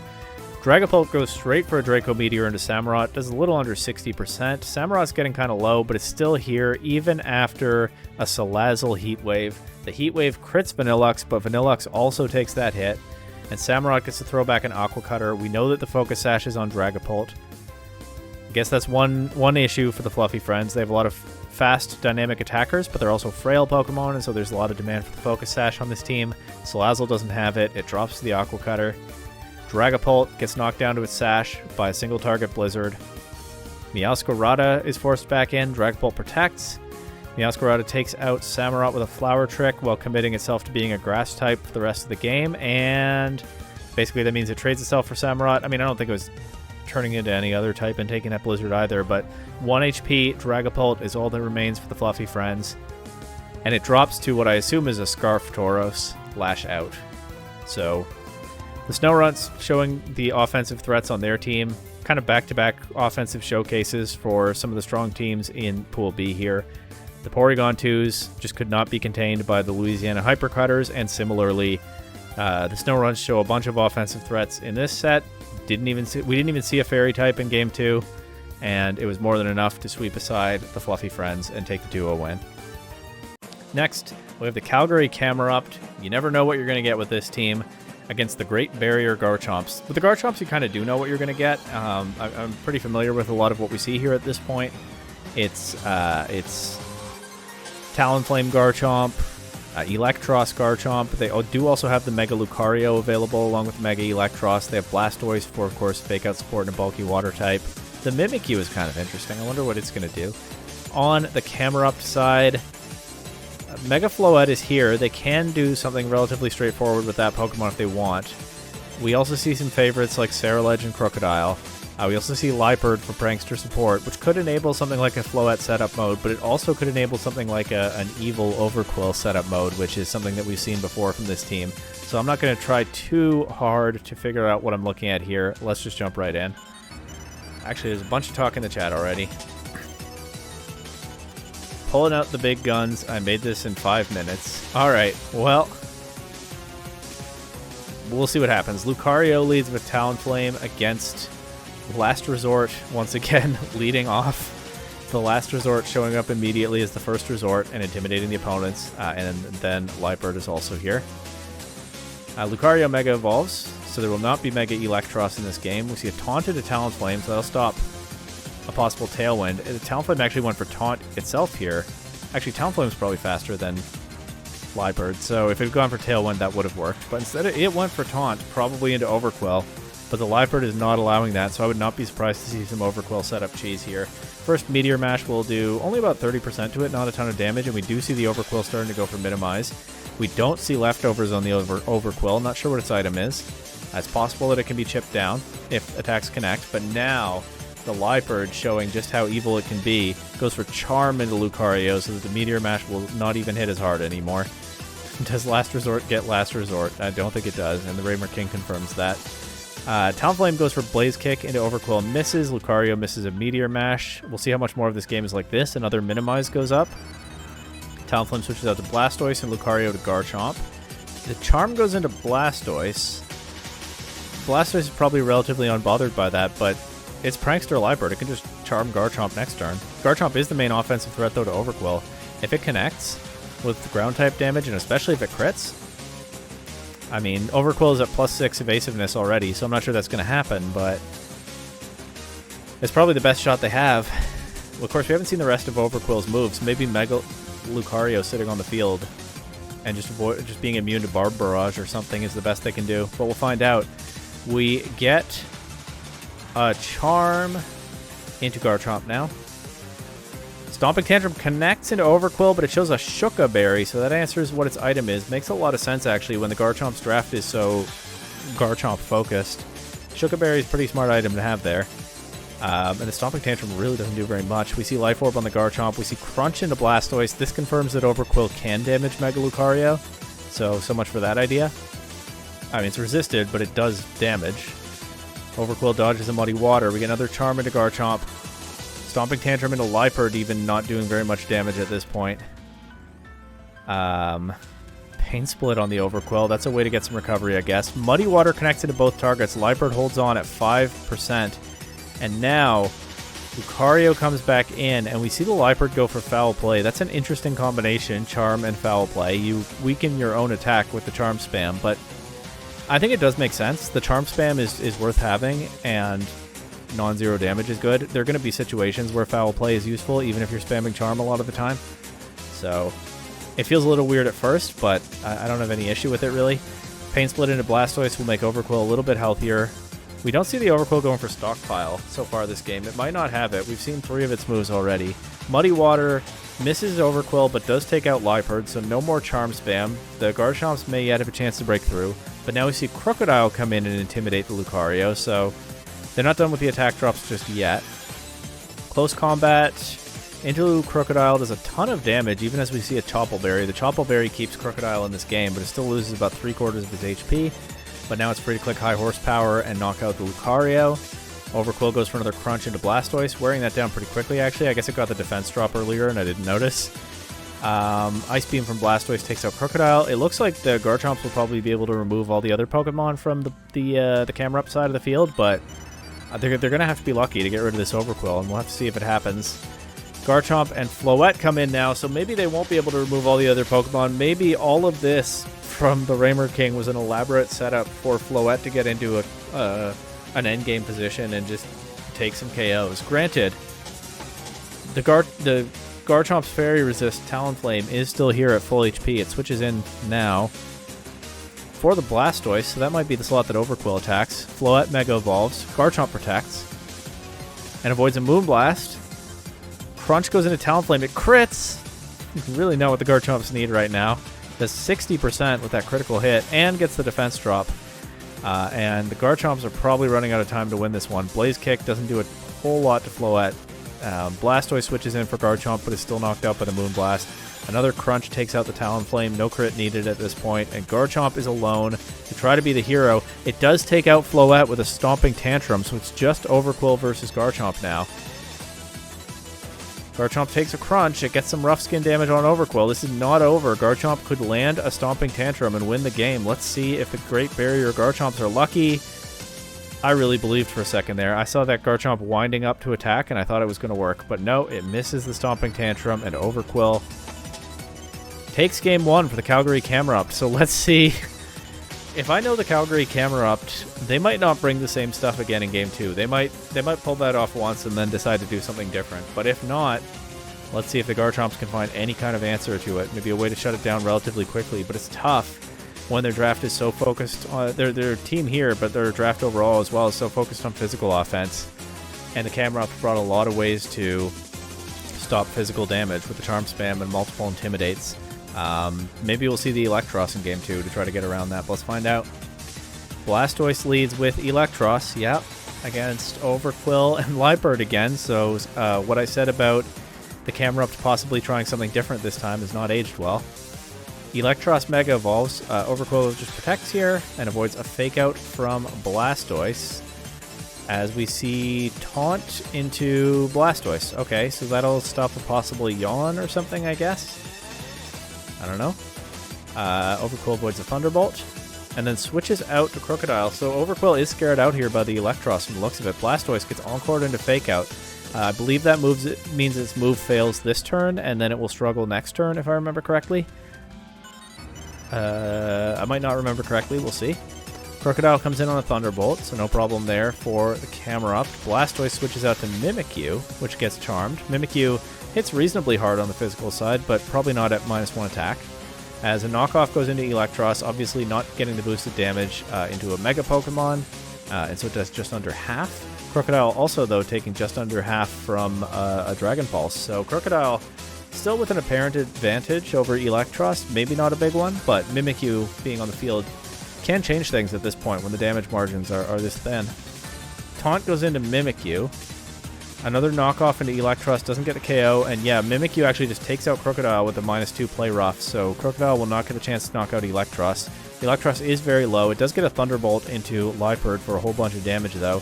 And now, Overquill not trying again right now. Instead, Floette comes in. Floette Mega Evolves. We can see a Dazzling Gleam here to try to finish off the Electros, but of course Mimikyu still has its disguise intact, unless Liepard breaks that with a Foul Play first.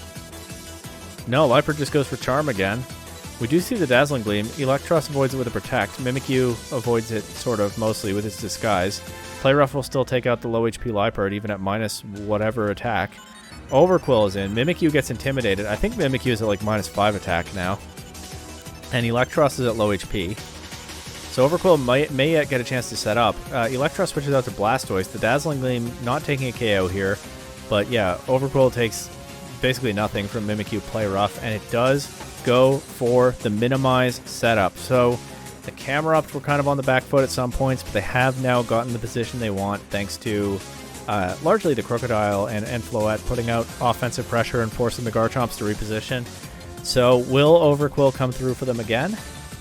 Or will we get a game 3 here? Floette protects. Overquill also protects because they're just scouting with the opponent. Well, okay, they're avoiding the Fake Out. I forgot about that. Overquill also avoids Play Rough. And then it's Dazzling Gleam again, knocks out Mimikyu. Blastoise is low, but it gets some recovery with a Citrus Berry, and now it's at about half. Overquill gets another minimize, dodges a Muddy Water, which only does 20% to Floette. Garchomp's here. We saw Garchomp do a lot of damage to Floette with a Stomping Tantrum before.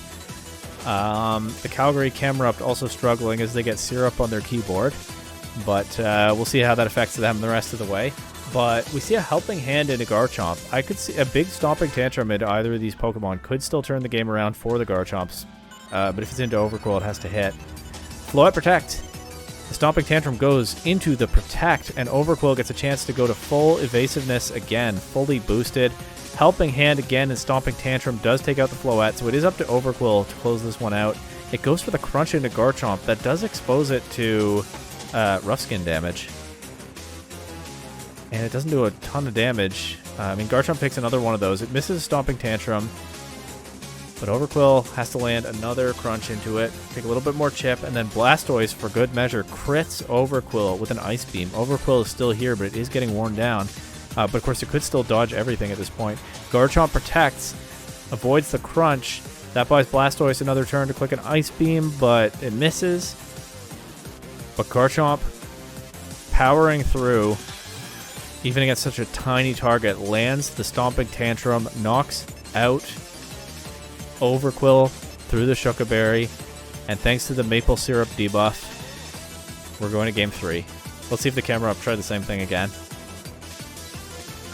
Blastoise and Electros against Floette and Liepard, and I'm only realizing now that I'm pretty sure Blastoise gets Haze, which is why they keep mentioning that they should have brought it. Floette and Liepard this time. No Overquill lead. That doesn't mean that it's not in the back. Liepard switches out to Crocodile. They intimidate these two. That probably doesn't do a ton here. Electros Mega Evolves. Floette protects. The Fake Out goes into Crocodile, and Floette avoids a Flash Cannon from Electros, so good scouting there. Floette, however, will just Mega Evolve now. Electros protects and avoids a Moonblast, which would have done a lot of damage. Moonblast knockoff double up, so even though the Flash Cannon is good coverage into Floette, Electros, if it hadn't protected, would probably have just been outsped and knocked out here. Blastoise Muddy Water, though, does a lot of damage to Crocodile, a little bit to Floette. No accuracy drops, though. Electros switches out to Mimikyu. Mimikyu will have its disguise broken by the Moonblast, but hey, that's a better for taking a Moonblast than almost anything else that the Garchomps have here. And the double up comes out again. It knocks off an Expert Belt from Mimikyu, but Mimikyu holds on at 9%. Blastoise is able to knock out Crocodile, as the Camerupt has just been ignoring it so far, so it's been able to sit here on the field and click attacks.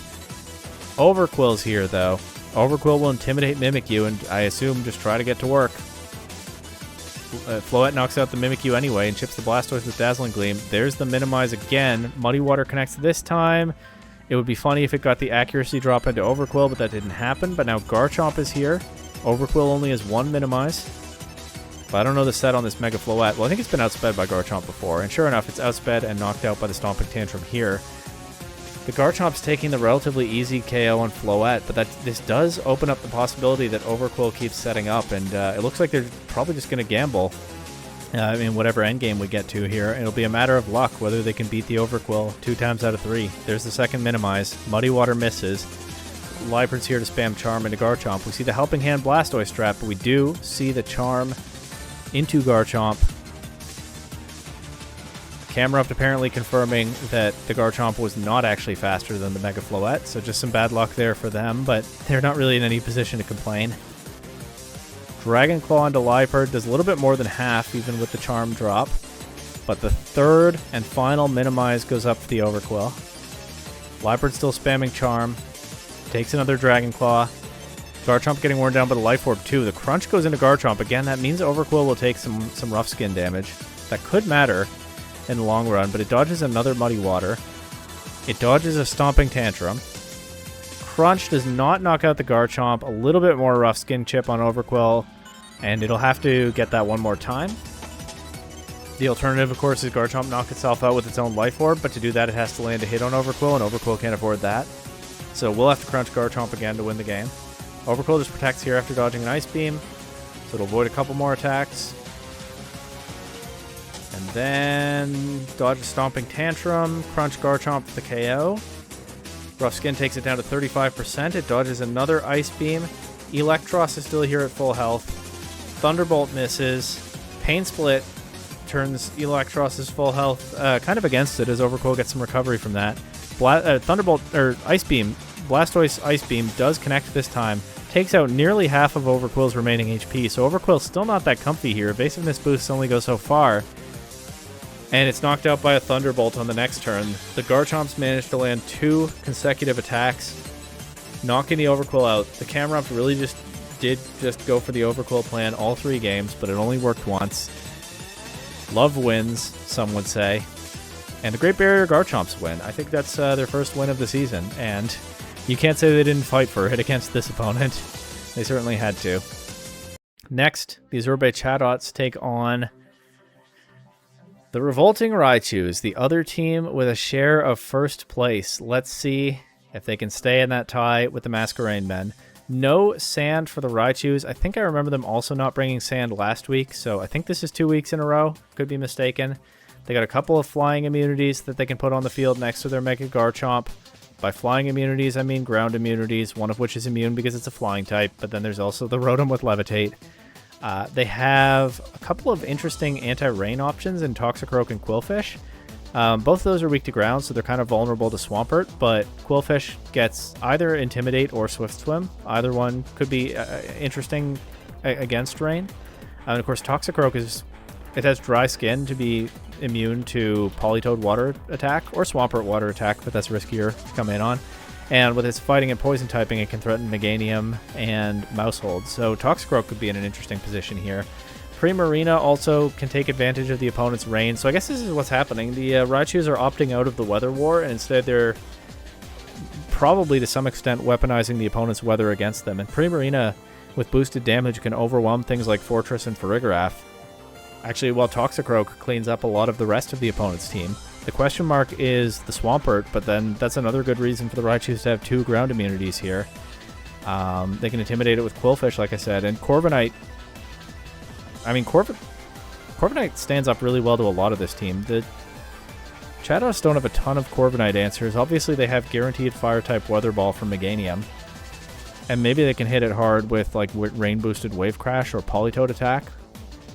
But the duo of Corviknight and Toxicroak, if they're positioned well, could be hard for the Chatots to deal with.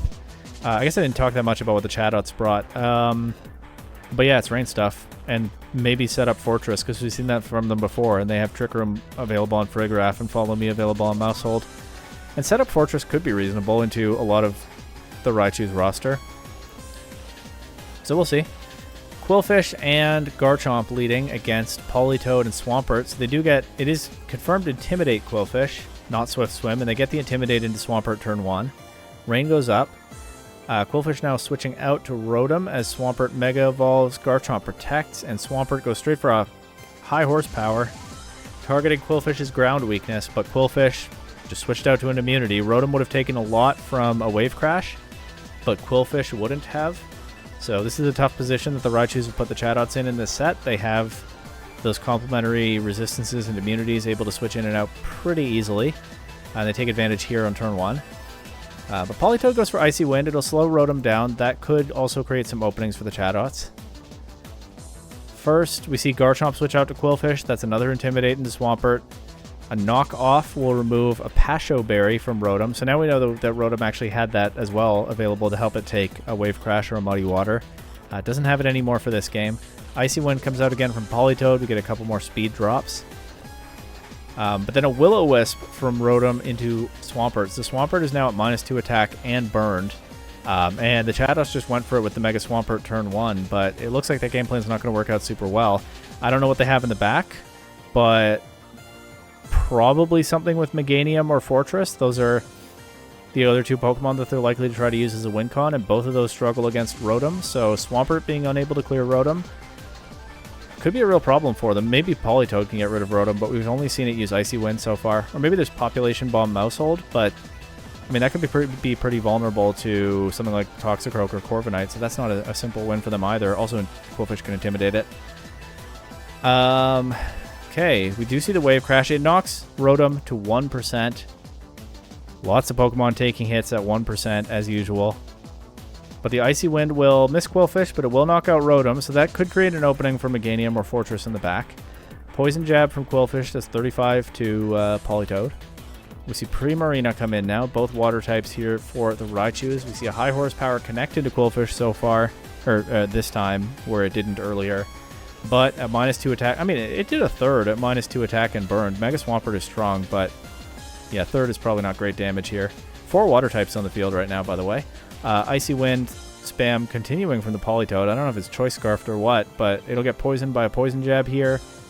And then Hyper Voice actually will knock Politoed into range of being knocked out by the poison damage this turn, so there will be no opportunity for Politoed to click something like a Muddy Water or a Hydro Pump, which it just didn't seem to be doing anyway.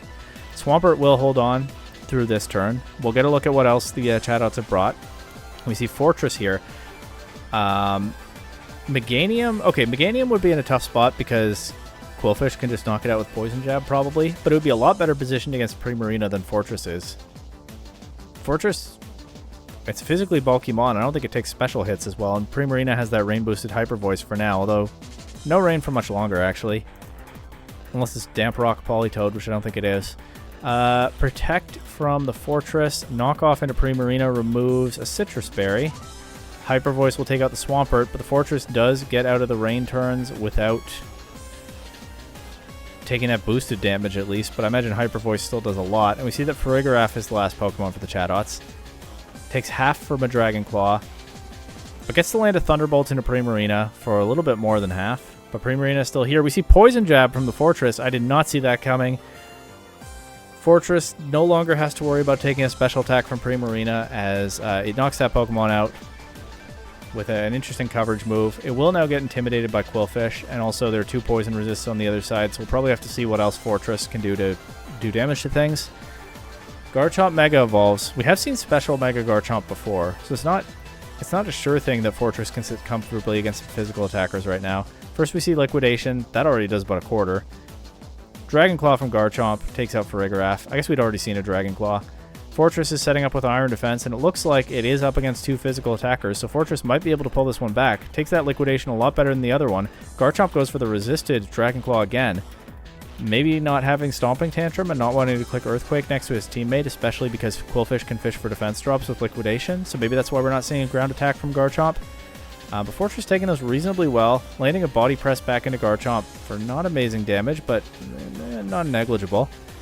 Garchomp protects as Quillfish goes for another Liquidation. Fortress sets up again with an Iron Defense.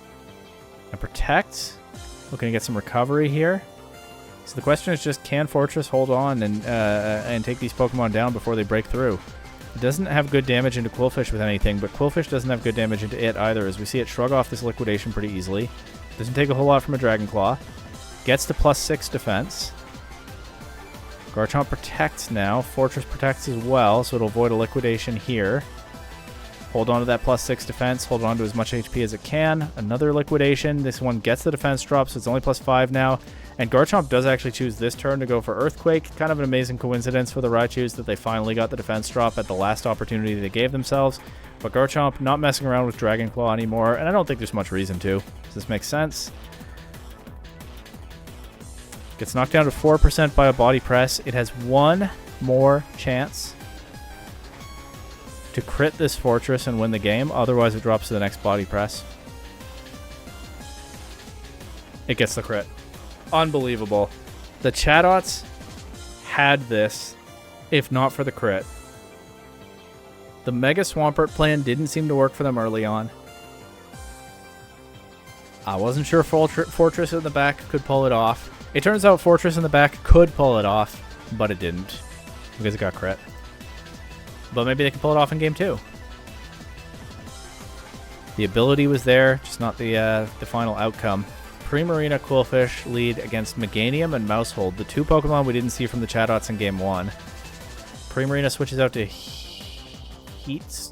I saw Heatster, and my mind went to Pokemon whose names start with Heat. I was about to call it Heatmore, and then I was about to call it Heatran. It is, of course, Heat form Rotom. The one thing that kind of shuts down Meganium on this team that's otherwise a little bit vulnerable to Meganium, well, Poison Jab, Quillfish, Toxicroak. They do have offensive Meganium answers. It's not that simple. But yeah, Meganium will not get to freely Solar Beam the Primarina. Of course, Quillfish is still here anyway. I don't know. Let's see what the Chatots go for. Meganium Mega evolves. There's no Follow Me. It does just take a Poison Jab. Takes almost 80% from that. Not knocked out, does get poisoned. We see after you from Mousehold. Mousehold was expecting to get to be faster than Quillfish, I guess. It must be Scarf Quillfish? Did we ever see it change moves in the previous game? I don't think we did. In fact, there were probably other opportunities to notice that this is Scarf Quillfish, but I think it must be.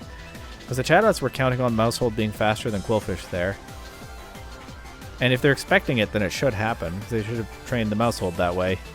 Anyway, I think the Solar Beam is going into Rotom, so that's going to be a little bit sad for the Chatots as well. Actually, it does quite a bit. Mega Meganium is strong, but yeah, it still does less than half. And Meganium already very low with that poison on it. And now Fortress switches in front of Rotom, which is interesting. It does avoid a Poison Jab with that immunity. We see Super Fang into Rotom. Population Bomb KOing Rotom would have been pretty exciting here, but this Mousehold might not have it, as we see the Super Fang instead.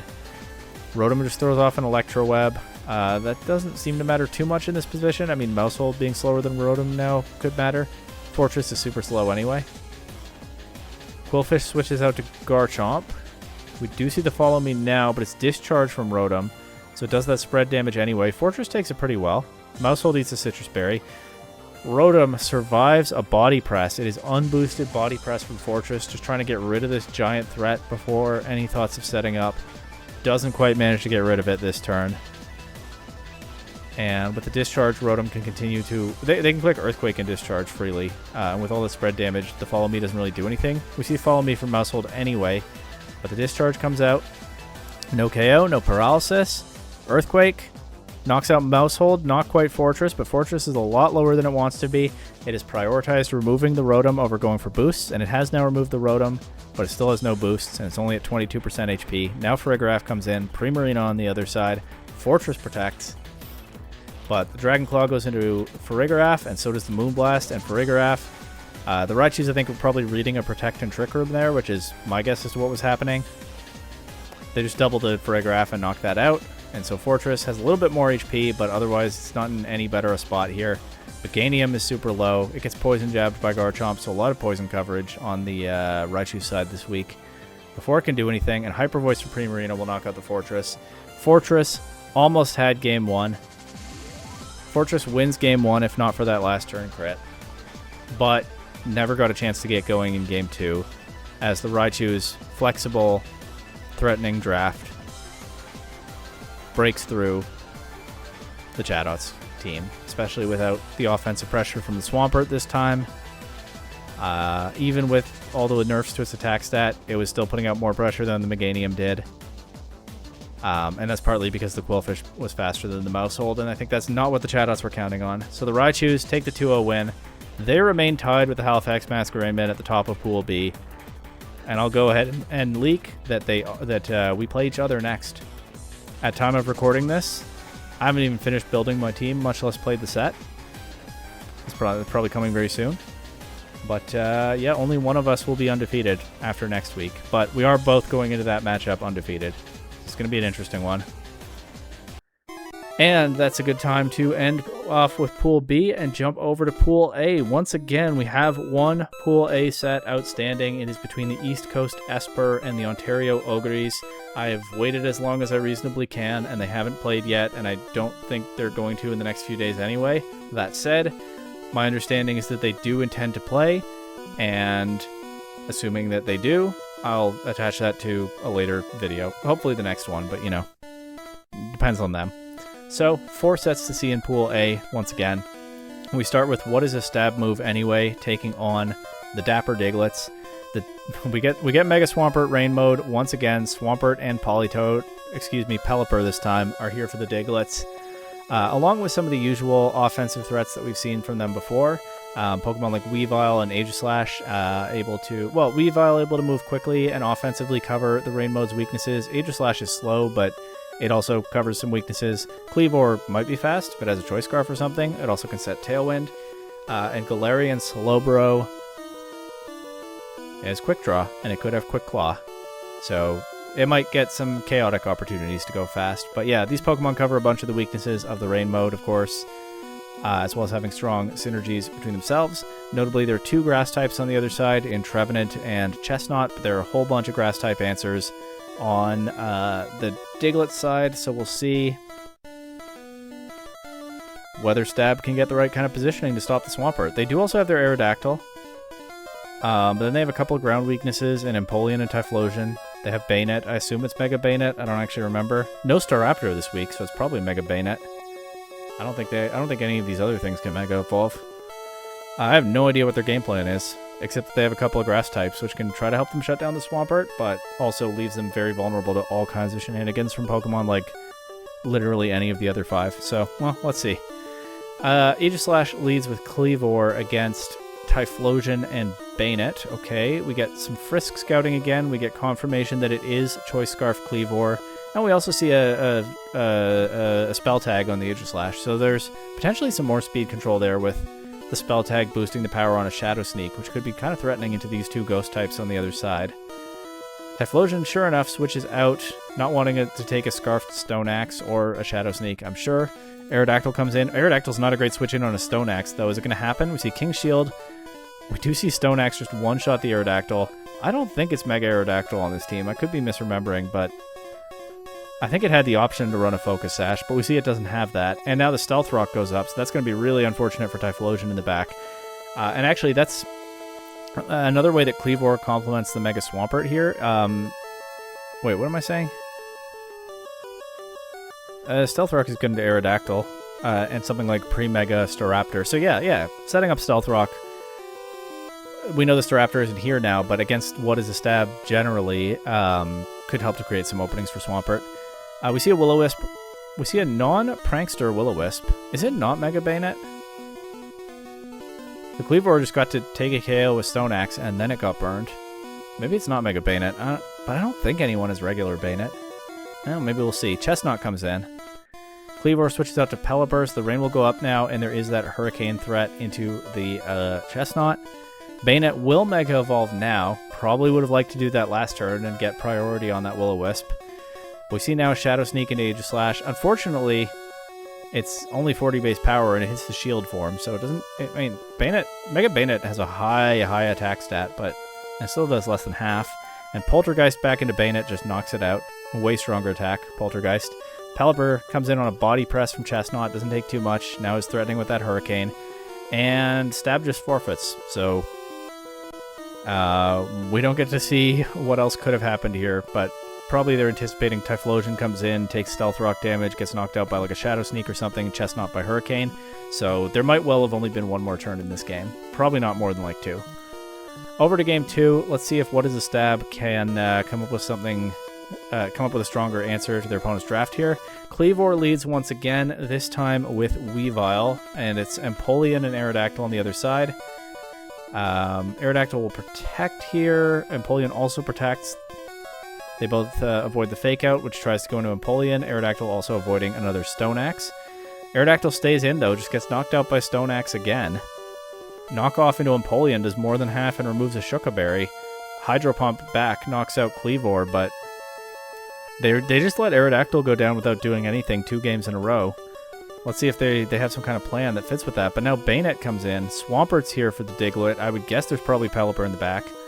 But Weavile is a giant offensive threat to Bayonet immediately. I don't know. Weavile might not be able to knock out Empoleon right now because Knockoff won't get the boosted damage anymore. Weavile could have a fighting attack, but we don't know whether it does. But it might be able to just knock out Bayonet, and then Empoleon is weak to Swampert Earthquake, or Pelipper could switch in and Swampert could Mega Evolve an Earthquake with the Swift Swim. Except Swampert has to watch out for Prankster Will-O-Wisp if Bayonet Mega Evolves right away this time. So maybe Swampert protects or switches to Pelipper. Either one could work. And Weavile, which is immune to Prankster moves, takes out the Bayonet. I don't know. Let's see. Bayonet Mega Evolves. Swampert stays in and protects. We see Sunny Day from the Bayonet. So they have a priority weather move to stop the rain. That's good for the Digletts to know. But I'm wrong about the Weavile knocking out the Bayonet. Instead, it takes the KO on Empoleon, showing that it does actually have a fighting attack in Low Kick. Stab are forced to bring in their Typhlosion. They have their Hisuian Typhlosion in the sun. They see a Focus Sash on the Weavile. Typhlosion has taken Stealth Rock damage, so if it has a Sash, that's not going to be useful, but maybe it'll get a chance to do something. Well, it's probably just going to be slower than Weavile, though, right? Like, they have 2 Dark weaknesses on the field. They can't Prankster burn the Weavile. Kind of feels like Weavile just wins the game at this point, but let's see. Swampert Mega Evolves. Bayonet goes for Sunny Day again, probably anticipating a Pelipper switch in, but the Digletts, if they even have Pelipper at the back, being patient and not going for it, probably realizing that Weavile probably has this anyway. Typhlosion does actually move first here.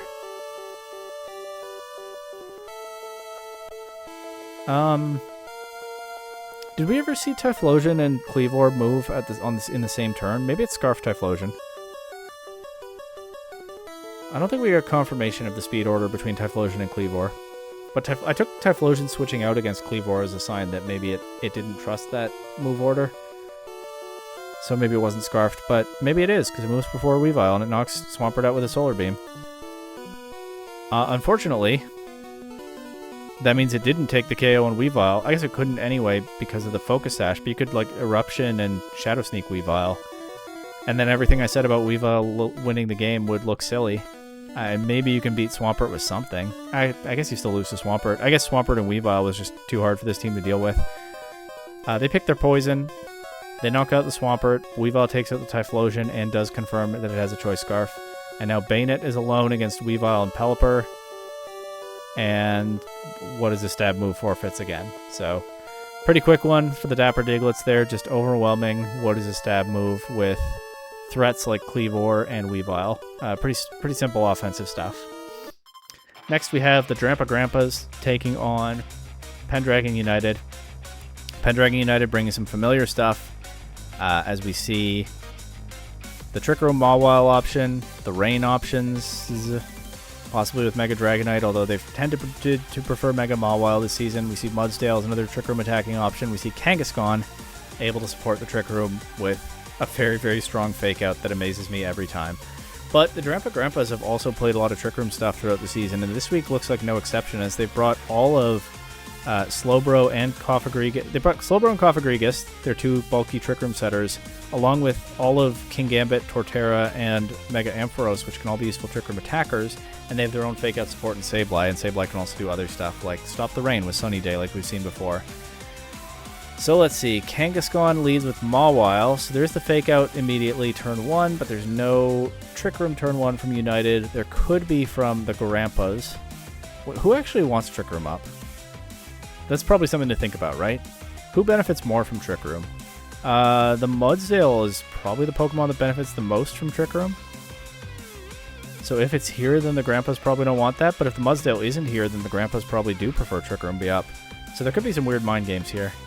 Anyway, Slowbro is the only Trick Room setter in the lead spot. Sableye switches out. Of course, it can be faked out by Kangaskhan. Mawile Mega Evolves. Kingambit is on the field. Slowbro Mega Evolves. I forgot that it's Mega Slowbro, actually. The fake out goes into Kingambit. For once, Kangaskhan fake out does not do a ton of damage, but Slowbro switches in on a crunch. Nope, Slowbro was here the whole time. It just gets crunched for almost 60%, even after it Mega Evolves, and it does set Trick Room. Okay, so it'll be interesting to see how both sides deal with the Trick Room here. Both could benefit from it. We'll have to see what happens. First, Slowbro will switch out to Sableye. Mawile underspeeds Kingambit, does 60% with a Play Rough. Kowtow Cleave then crits the Kangaskhan for 70. Kangaskhan showing that Last Resort. Classic Kangaskhan set. Fake out and Last Resort. Not quite getting the KO on the Sableye. So nothing knocked out yet. Kangaskhan switches out to Farigiraf, which could in theory stop a fake out from Sableye. Instead, Sableye sets Reflect. Kingambit protects and avoids a Play Rough from Mawile. The Grampas set up the Trick Room themselves, but they're the ones playing kind of cautiously in it so far. We see Foul Play from Sableye into Farigiraf. We see a Colbur Berry revealed on Farigiraf, but getting rid of that berry now could create an opening for Kingambit to knock Farigiraf out. And in fact, that is what happens. Mawile, though, will get to knock out Kingambit through the Reflect. Now Mega Slowbro is back, and so is Kangaskhan. There's only one turn left for Trick Room, so the Grampas might want to spend that turn protecting around the Fake Out. Slowbro does protect. The Fake Out, though, goes into Sableye and knocks it out. Yeah, that's a good call by Pendragon United there. As the Protect on Slowbro is kind of obvious. Might as well see if you can snipe the Sableye KO. A lot of them don't run Protect, and they do manage to do that. Slowbro avoids a crunch, but now Trick Room is over. Slowbro and Torterra against Mawile and Kangaskhan is probably good for Pendragon United that Trick Room is over. But they switch the Mawile out, and they show that Mudsdale is that last Pokemon in the back. Last Resort does not a ton to Torterra. Scald knocks out Kangaskhan. Mudsdale takes a bunch from a Headlong Rush, but Torterra gets its defenses lowered, and Mudsdale gets one of its raised.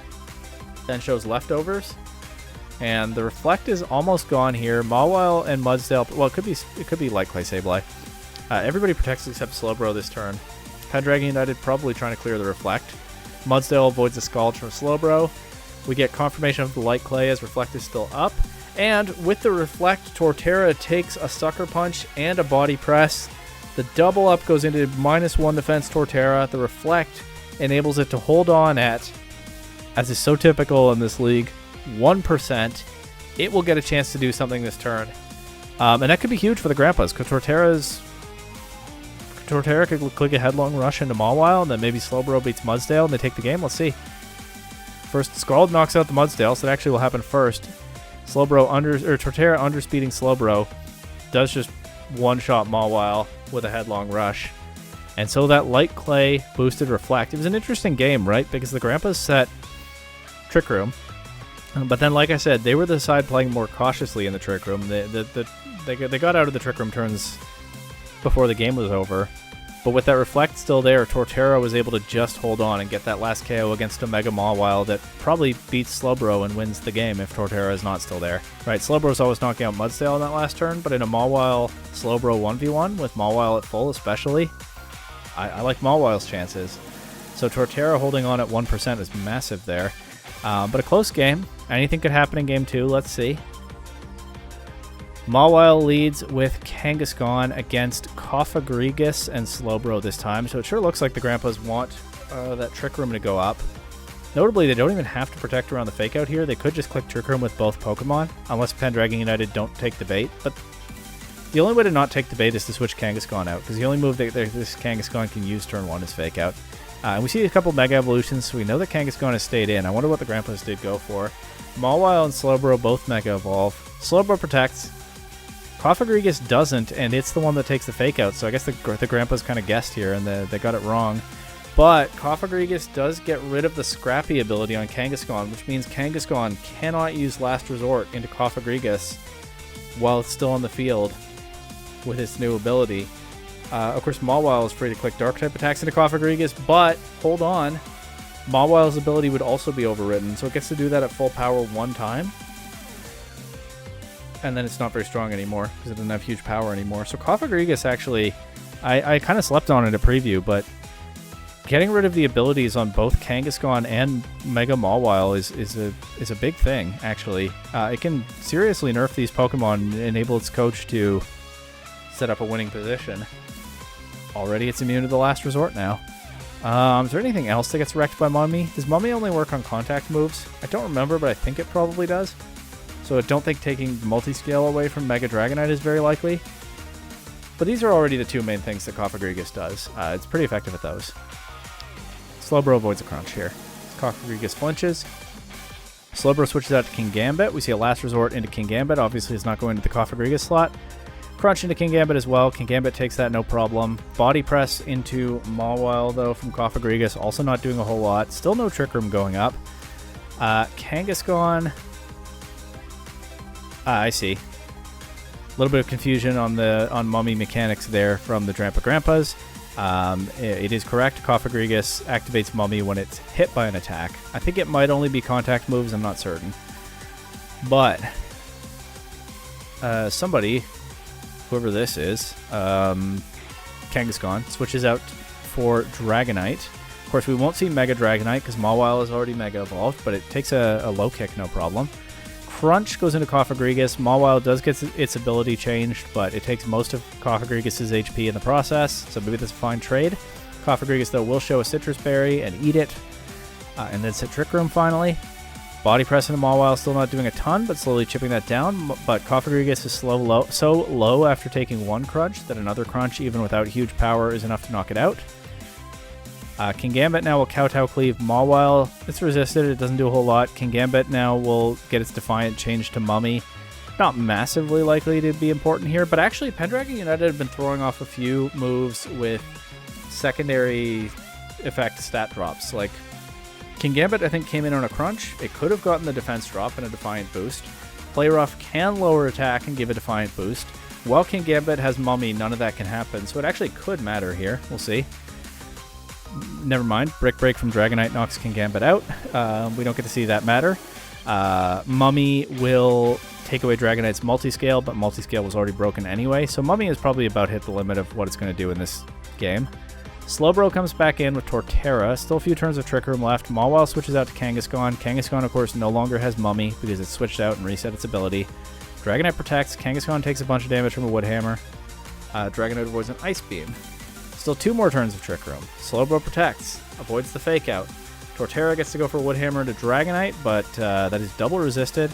It's still better than Headlong Rush because Dragonite is immune to that, but I think we can take this as confirmation that this Torterra doesn't have any rock coverage or anything like that. Now Torterra gets Mummy. Non-zero chance that matters. We see that it had Shell Armor, which meant it couldn't be crit, so if Torterra gets crit now at any point in this game, that's Cofagrigus' legacy potentially paying off. That Mummy has been passed from, what?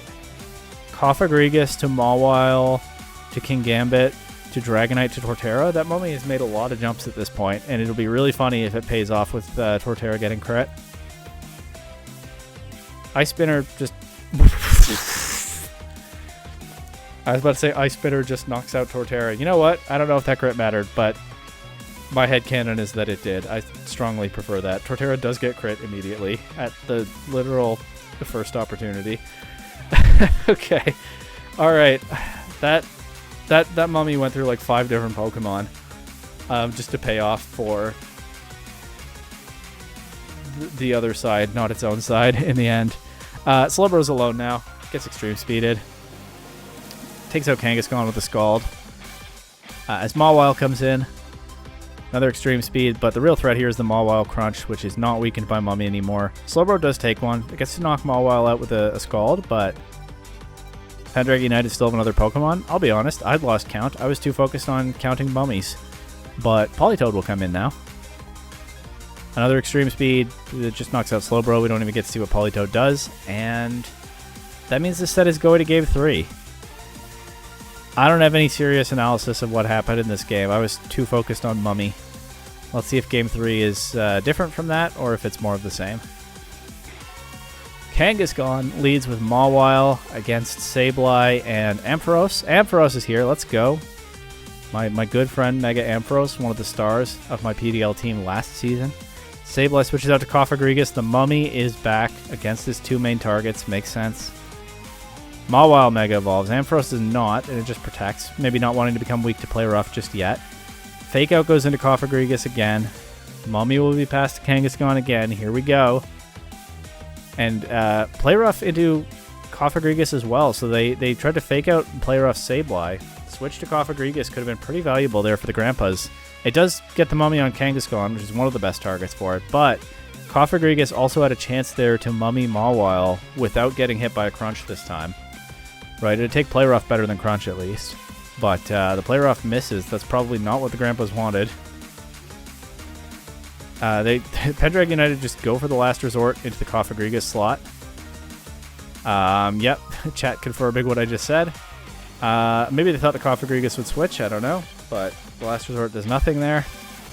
The Crunch does go into Cofagrigus, so once again, they trade like 70% of Cofagrigus for a Mummy on Mawile. Didn't really prove worth it last game. Let's see if it's different this game.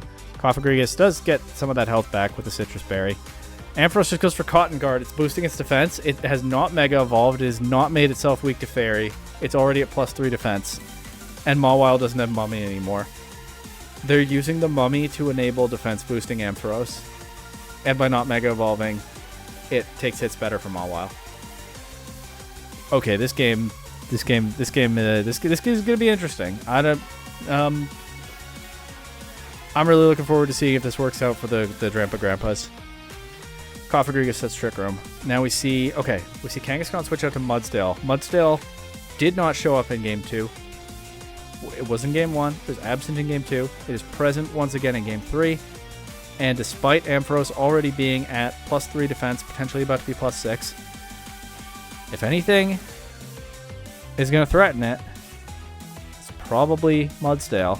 Now, it's an interesting Mega Evolution decision for the Grampas because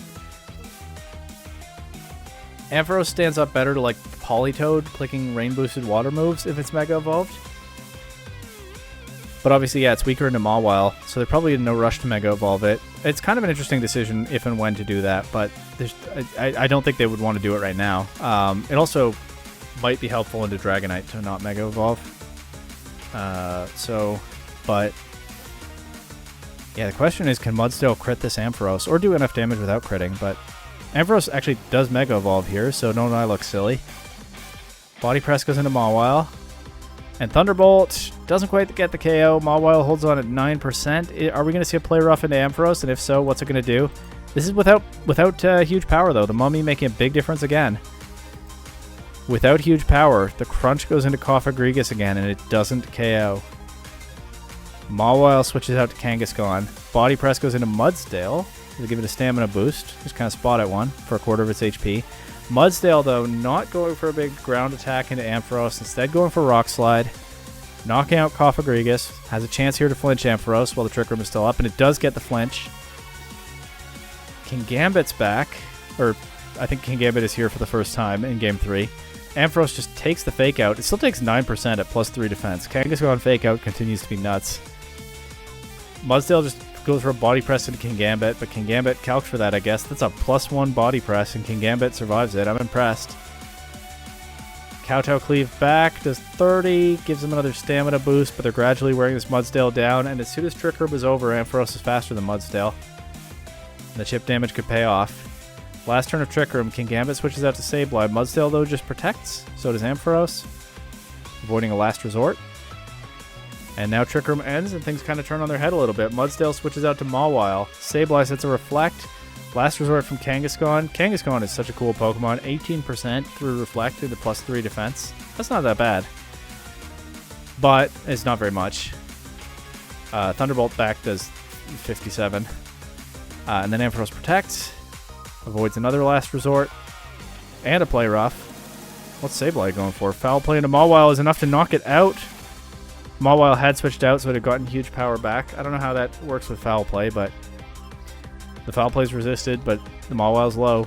Still gets knocked out. Ampharos doesn't have to worry about the play rough anymore, and we know it outspeeds Mudsdale. Dragonite's here first. Dragonite could be scary, potentially, to Ampharos, maybe. We know it won't Mega Evolve, though. And Ampharos is getting worn down a bit by this last resort. 17 to 18% is... it's some damage over time. Ice Spinner into Ampharos from Dragonite. A crit would have unraveled this whole setup game plan, but this time the Ice Spinner doesn't crit. Foul play breaks the multiscale. Dragon Pulse knocks out the Dragonite. I mean, Ampharos is in range of 2 more last resorts, and Mudsdale's still here, so I don't know if Ampharos is winning this game by itself, but it might be able to set up a winning position for Kingambit. Ampharos protects here, probably scouting for protects from the opponent. Well, specifically from Mudsdale. We know Kangaskhan can't protect. Maybe they're just trying to get some more chip on things with foul play. They actually crit the Kangaskhan with that and knock it out, and that simplifies the position a lot for the Grampas, as they can just focus on attacking Mudsdale. Now it'll protect here, get a little bit more leftovers recovery.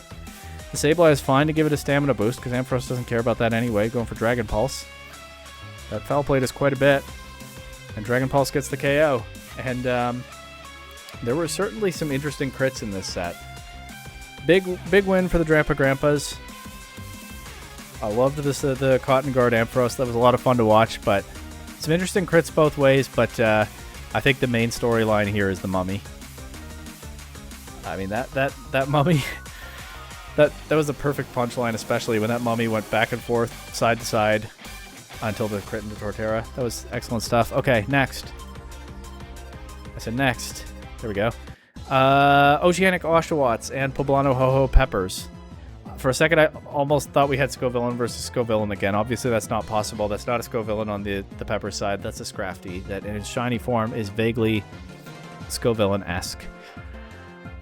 The Peppers have that Mega Scrafty that's been a menace throughout the season, and then they have the usual suspect strong Pokemon, Mega Metagross, supported by Grimmsnarl, Sinistcha, Primarina complementing it, Armrouge complementing it. I feel like we've seen all this before. The Oshawotts have let Raichu back into the lineup. They also have Charizard. I think it's Mega Charizard Y on this team. I'll be honest, I feel like we haven't seen a whole lot of it this season, and I'm not 100% sure I remember what kind of Charizard this is, but I think that's right. And then they have their Qwilfish, which is interesting. It can intimidate Mega Metagross, but of course then it's weak to Psychic Fangs, and it can't intimidate Clear Body regular Metagross. But Qwilfish also very threatening into Primarina, and potentially Armarouge depending on its stat. So Qwilfish, and it can intimidate Mega Scrafty. Qwilfish could actually be pretty scary here. Double Fairy on the other side too. And then they got Garchomp and Sylveon. Sylveon, of course, a giant threat to Mega Scrafty. Very vulnerable to Mega Metagross. Garchomp kind of matches up well to Metagross. Qwilfish can intimidate it if it's already Mega Evolved. They got 2 Fire types. So they have a bunch of Metagross answers, which makes sense because Metagross has been the main threat that the Peppers have brought week after week. But Mega Scrafty's been a giant threat as well, and Sylveon, I guess, is here to help deal with that. Grimmsnarl leads with Primarina against Charizard and Garchomp. It's Mega Charizard Y confirmed. Classic Charizard Garchomp lead. Mega evolves immediately. Sun goes up. What does Grimmsnarl do here? That could be a big question. Light Screen. Poison Jab goes straight into Primarina. No Reflect to weaken it. Does a lot of damage. Charizard doubles up with a Solar Beam. So I guess whatever screen was going up, Primarina was definitely taking a lot of damage from something. It does just get knocked out by the double up. The Oshawotts take advantage of Grimmsnarl being a relatively passive Pokemon and clear the main offensive threat here that's slower than their attackers. Of course, it could have been a different story if Grimmsnarl had gone for Fake Out. But, I mean, even then, I don't know if Primarina accomplishes enough turn 1 with that Fake Out buying it time to be worth losing quickly maybe next turn. But there's no Fake Out anyway, so they do just get to knock out the Primarina.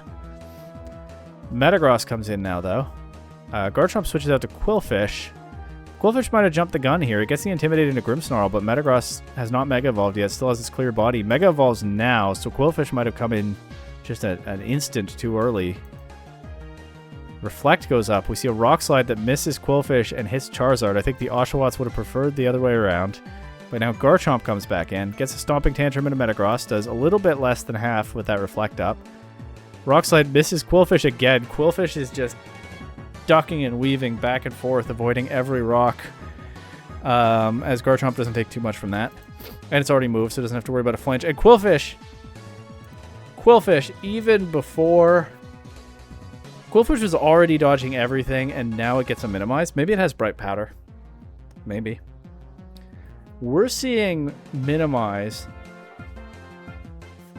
from Overqwil and from Qwilfish this week. This is what this league has come to.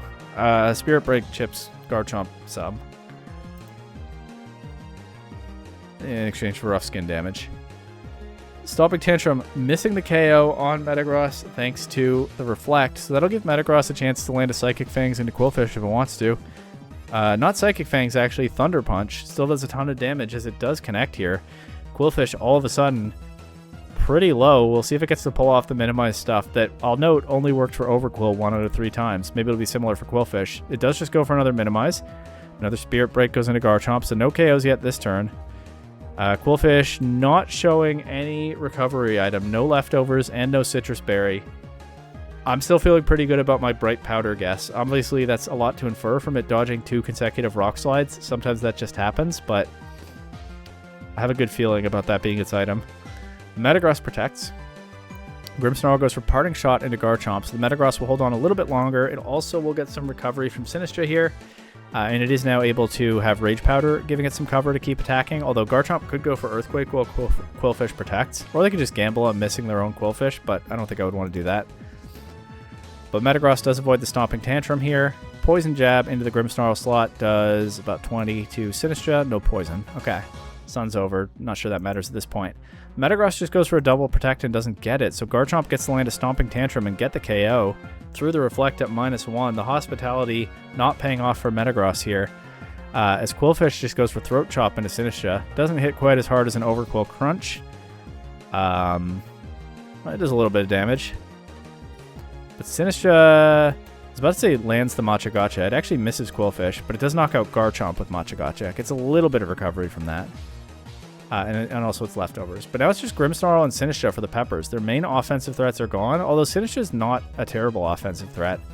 And if it lands a Machagotcha into this apparently recovery-less Quillfish, that could change things. But I don't know what they have to beat Sylveon. Sylveon confirmed, the last Pokemon for the Oshawotts. Once again, offensive pressure and synergies paying off as Charizard and Garchomp have punched enough holes that Sylveon looks like it's going to be hard to stop here, even if the Peppers can beat the Quillfish. Poison Jab into Sinistcha.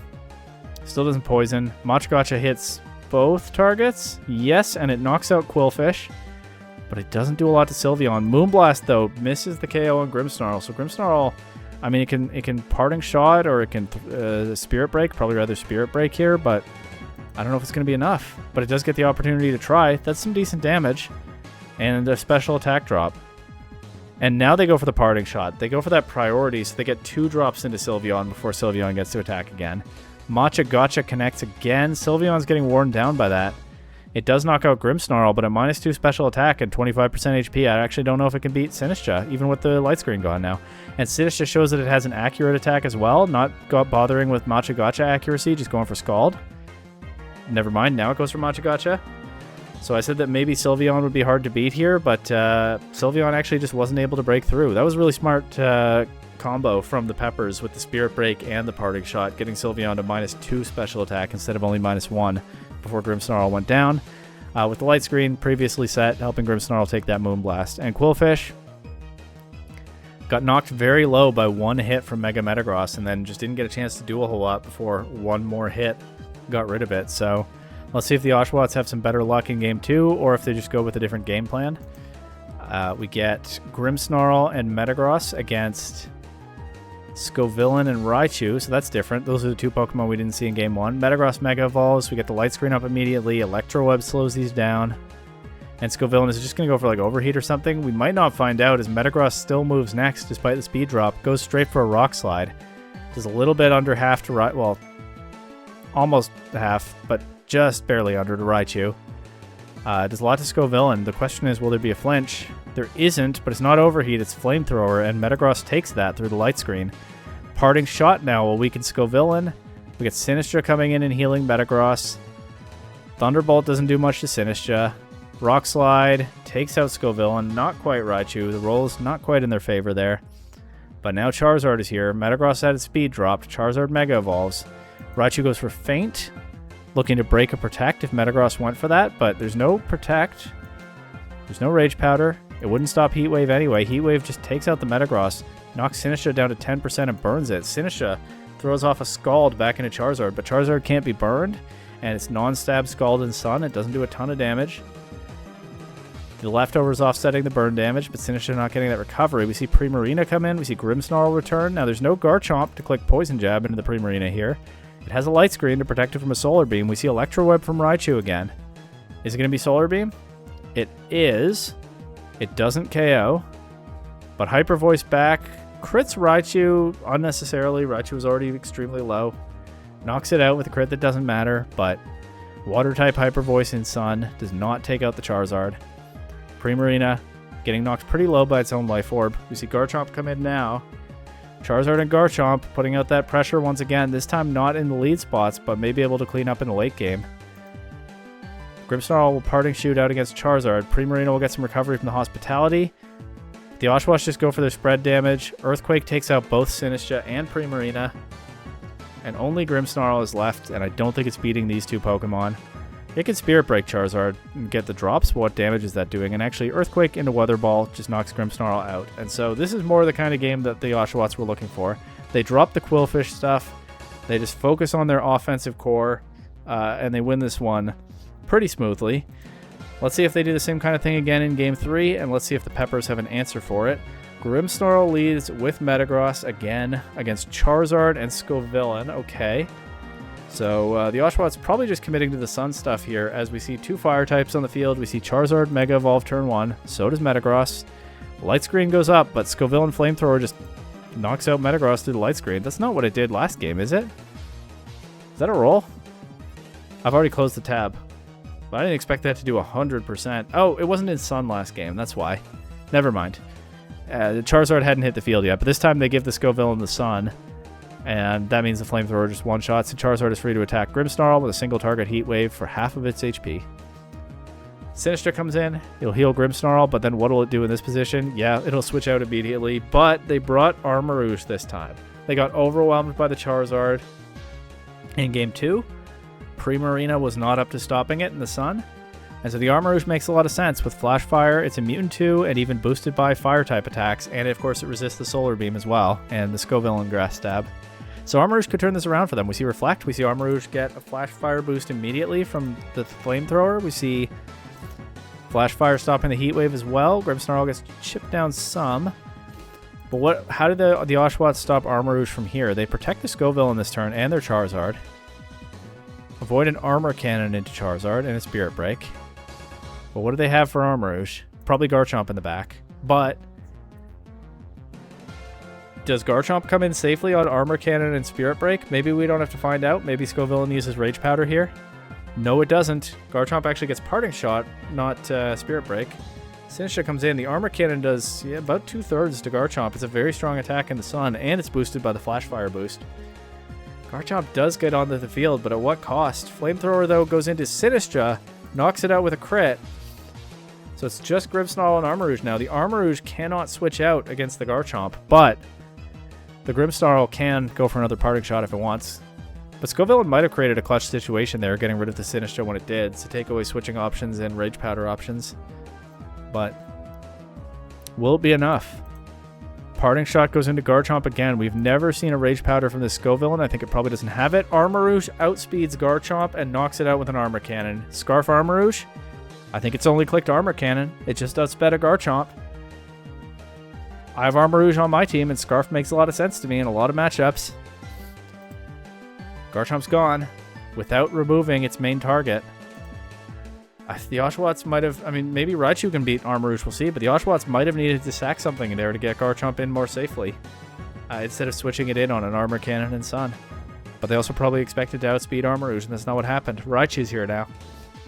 Well, okay, Armarouge has been lowering its defenses a whole bunch, so maybe Raichu could take it out, or maybe Raichu can slow it down enough that, like, Charizard has something to hit it. It's not over yet, as far as I can tell. Parting Shot into Scoville.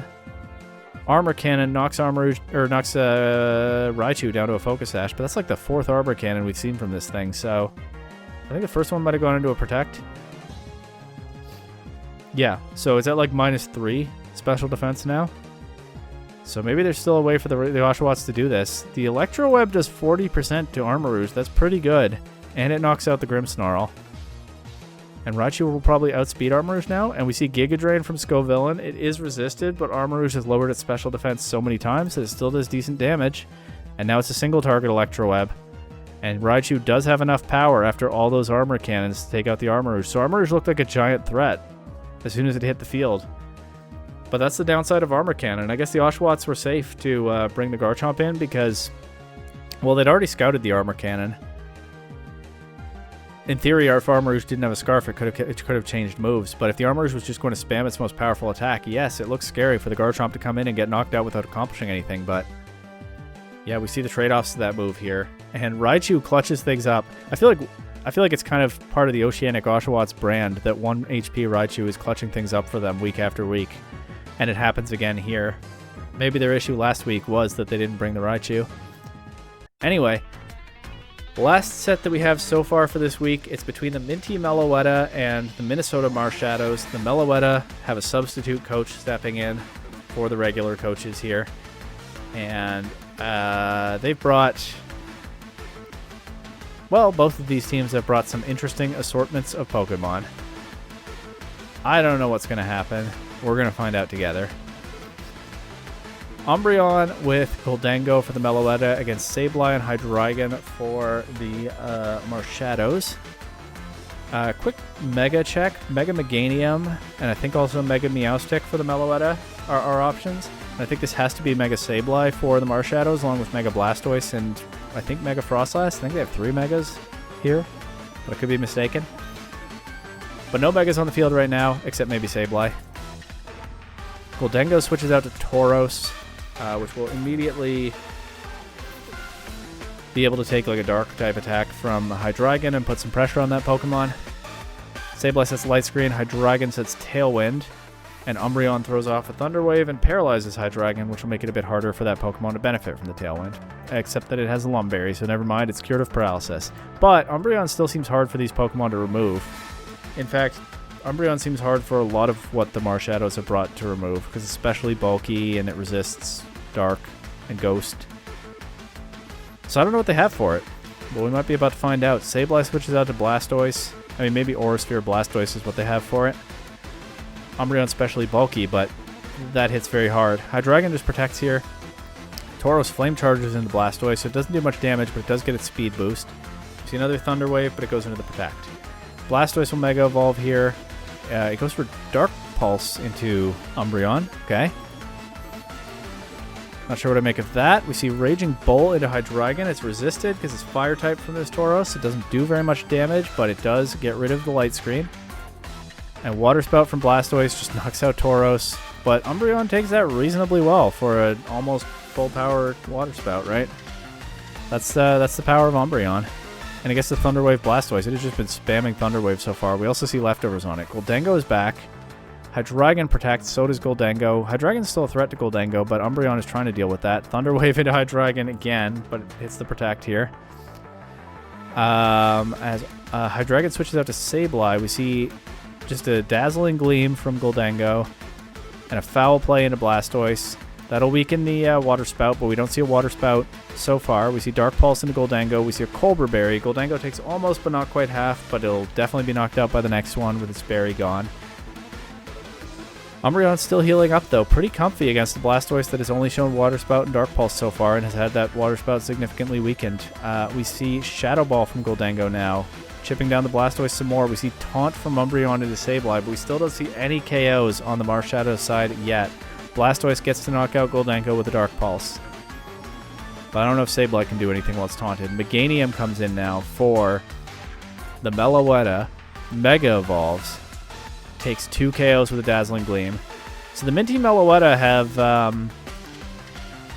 they brought it down to a 2 versus 2 now. It's taken them some work with all those Thunder Waves and some spread damage here and there. But they have gotten through the Blastoise.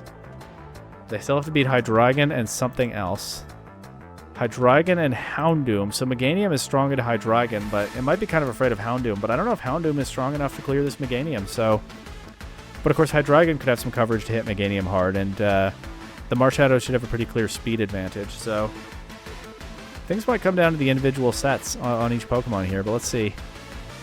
We see Unnerve confirmed on Houndoom. We also see Belch on Hydreigon. That's not a move you see very often. Belch, I think, is a strong poison type attack, but only works if you have a berry, which is why you don't see it very often. I don't know the base power. I think it is high. I think it's over 100. But I don't think it's an attack that I've ever used on any team. I think it only works while you have a berry. But there's Hydreigon's coverage to just one-shot this Mega Meganium. And now, immediately, I think the Meloetta are in a bad spot. Because this Umbreon just did 4% and 5% with Snarl. And I don't think it has a way to do more damage than that into 2 Dark types on the other side. Lowering their special attack is good for it. But I don't think it's going to be enough. It could also get burned by Heat Wave, potentially. Well, Thunder Wave's Houndoom. I mean, maybe Umbreon can cheese through a massively long game here, but I don't think I believe. Maybe if it has a way to recover, because it's lowering the special attack on these. It still hasn't paralyzed Hydreigon. Takes that Belch at 5%, but it does not show Moonlight or even Rest. No recovery whatsoever, and it drops to a Heat Wave.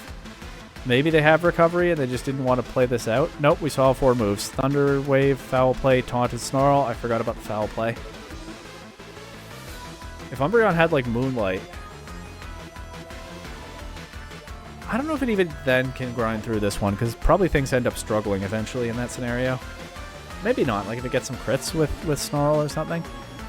But it didn't have that, so it does get worn down. As, yeah, Meganium fainting to the Belch. To be honest, I was never sure all these years how Belch worked. I wasn't sure if using it consumed the berry, but we saw the Hydreigon use it multiple times, so evidently not.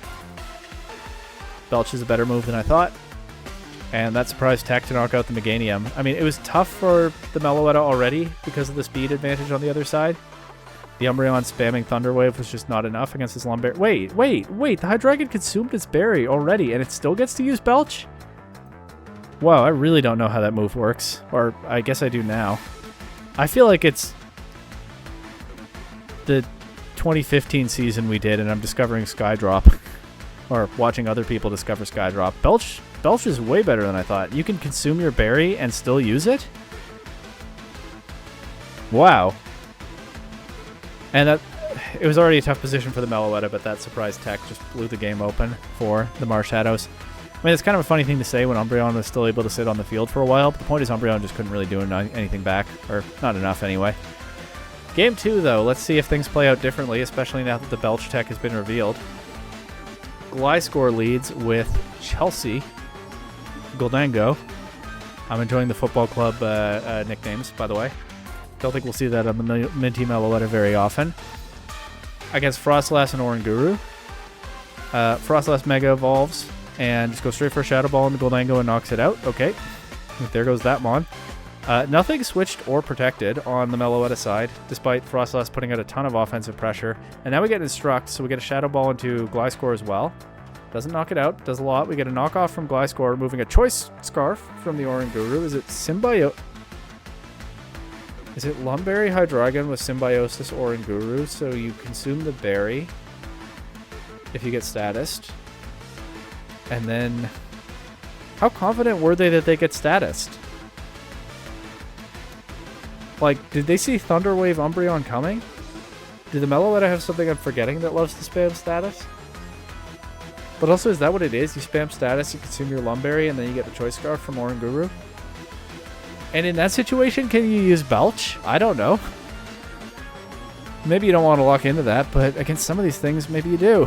Okay, well, Choice Scarf's gone. Umbreon's here. Once again. I mean, it's stronger into Frostlass than it was into Hydreigon and Houndoom, so let's see. Blizzard comes out, Gliscor protects around it. They instruct another Blizzard. Could freeze. They're doubling down the freeze chance. They get the freeze on Umbreon. And it stays frozen. And took more than half of its HP to the two Blizzards. And Oranguru went for after you there. Maybe it misclicked and meant to use Instruct. The Blizzard takes out the Gliscor. The Umbreon gets through this turn. The Ganium's back. Mega Evolves. Protects. What's it going to do against this Frostlass? Umbreon takes another Blizzard, but here now is the Instruct. Umbreon didn't get to do anything in this game because it got frozen, but you use Instruct to click Blizzard twice as many times, you're going to get twice as many chances to freeze things. And Frostlass closes this out with another Blizzard before the snow even ends. That was a pretty quick one. Umbreon didn't get to sit on the field for a while this time. Probably in significant part because it was frozen, because otherwise it could go for Snarl and or Thunder Wave into Frostlass and really slow that Pokemon down. That's not what happened here. And the Oranguru was super useful in this game, just by doubling Frostlass's attack output. I mean, we certainly saw the benefits of that. So, the Marshadows get a pretty solid win here. Not even losing a Pokemon in the last game. I almost want to look up Belch on Bulbapedia, but I feel like I've already learned what I need to about how it works. And we're going to wrap up Week 5 there, except there's still the one outstanding set that I expect we will see another time. But a lot of strange techs in this league, as always, and it's been, as usual, super fun to watch how things play out. I think the Mummy might be the highlight for me, but the Belch is certainly up there too. And multiple teams going for minimized cheese and mostly being punished for it is also kind of nice. That's Week 5. We've crossed the halfway point in the regular season. There's still a lot of PDL left. And I've already said the Masquerainmen matchup for next week, and it's going to be really something, so definitely come back for that.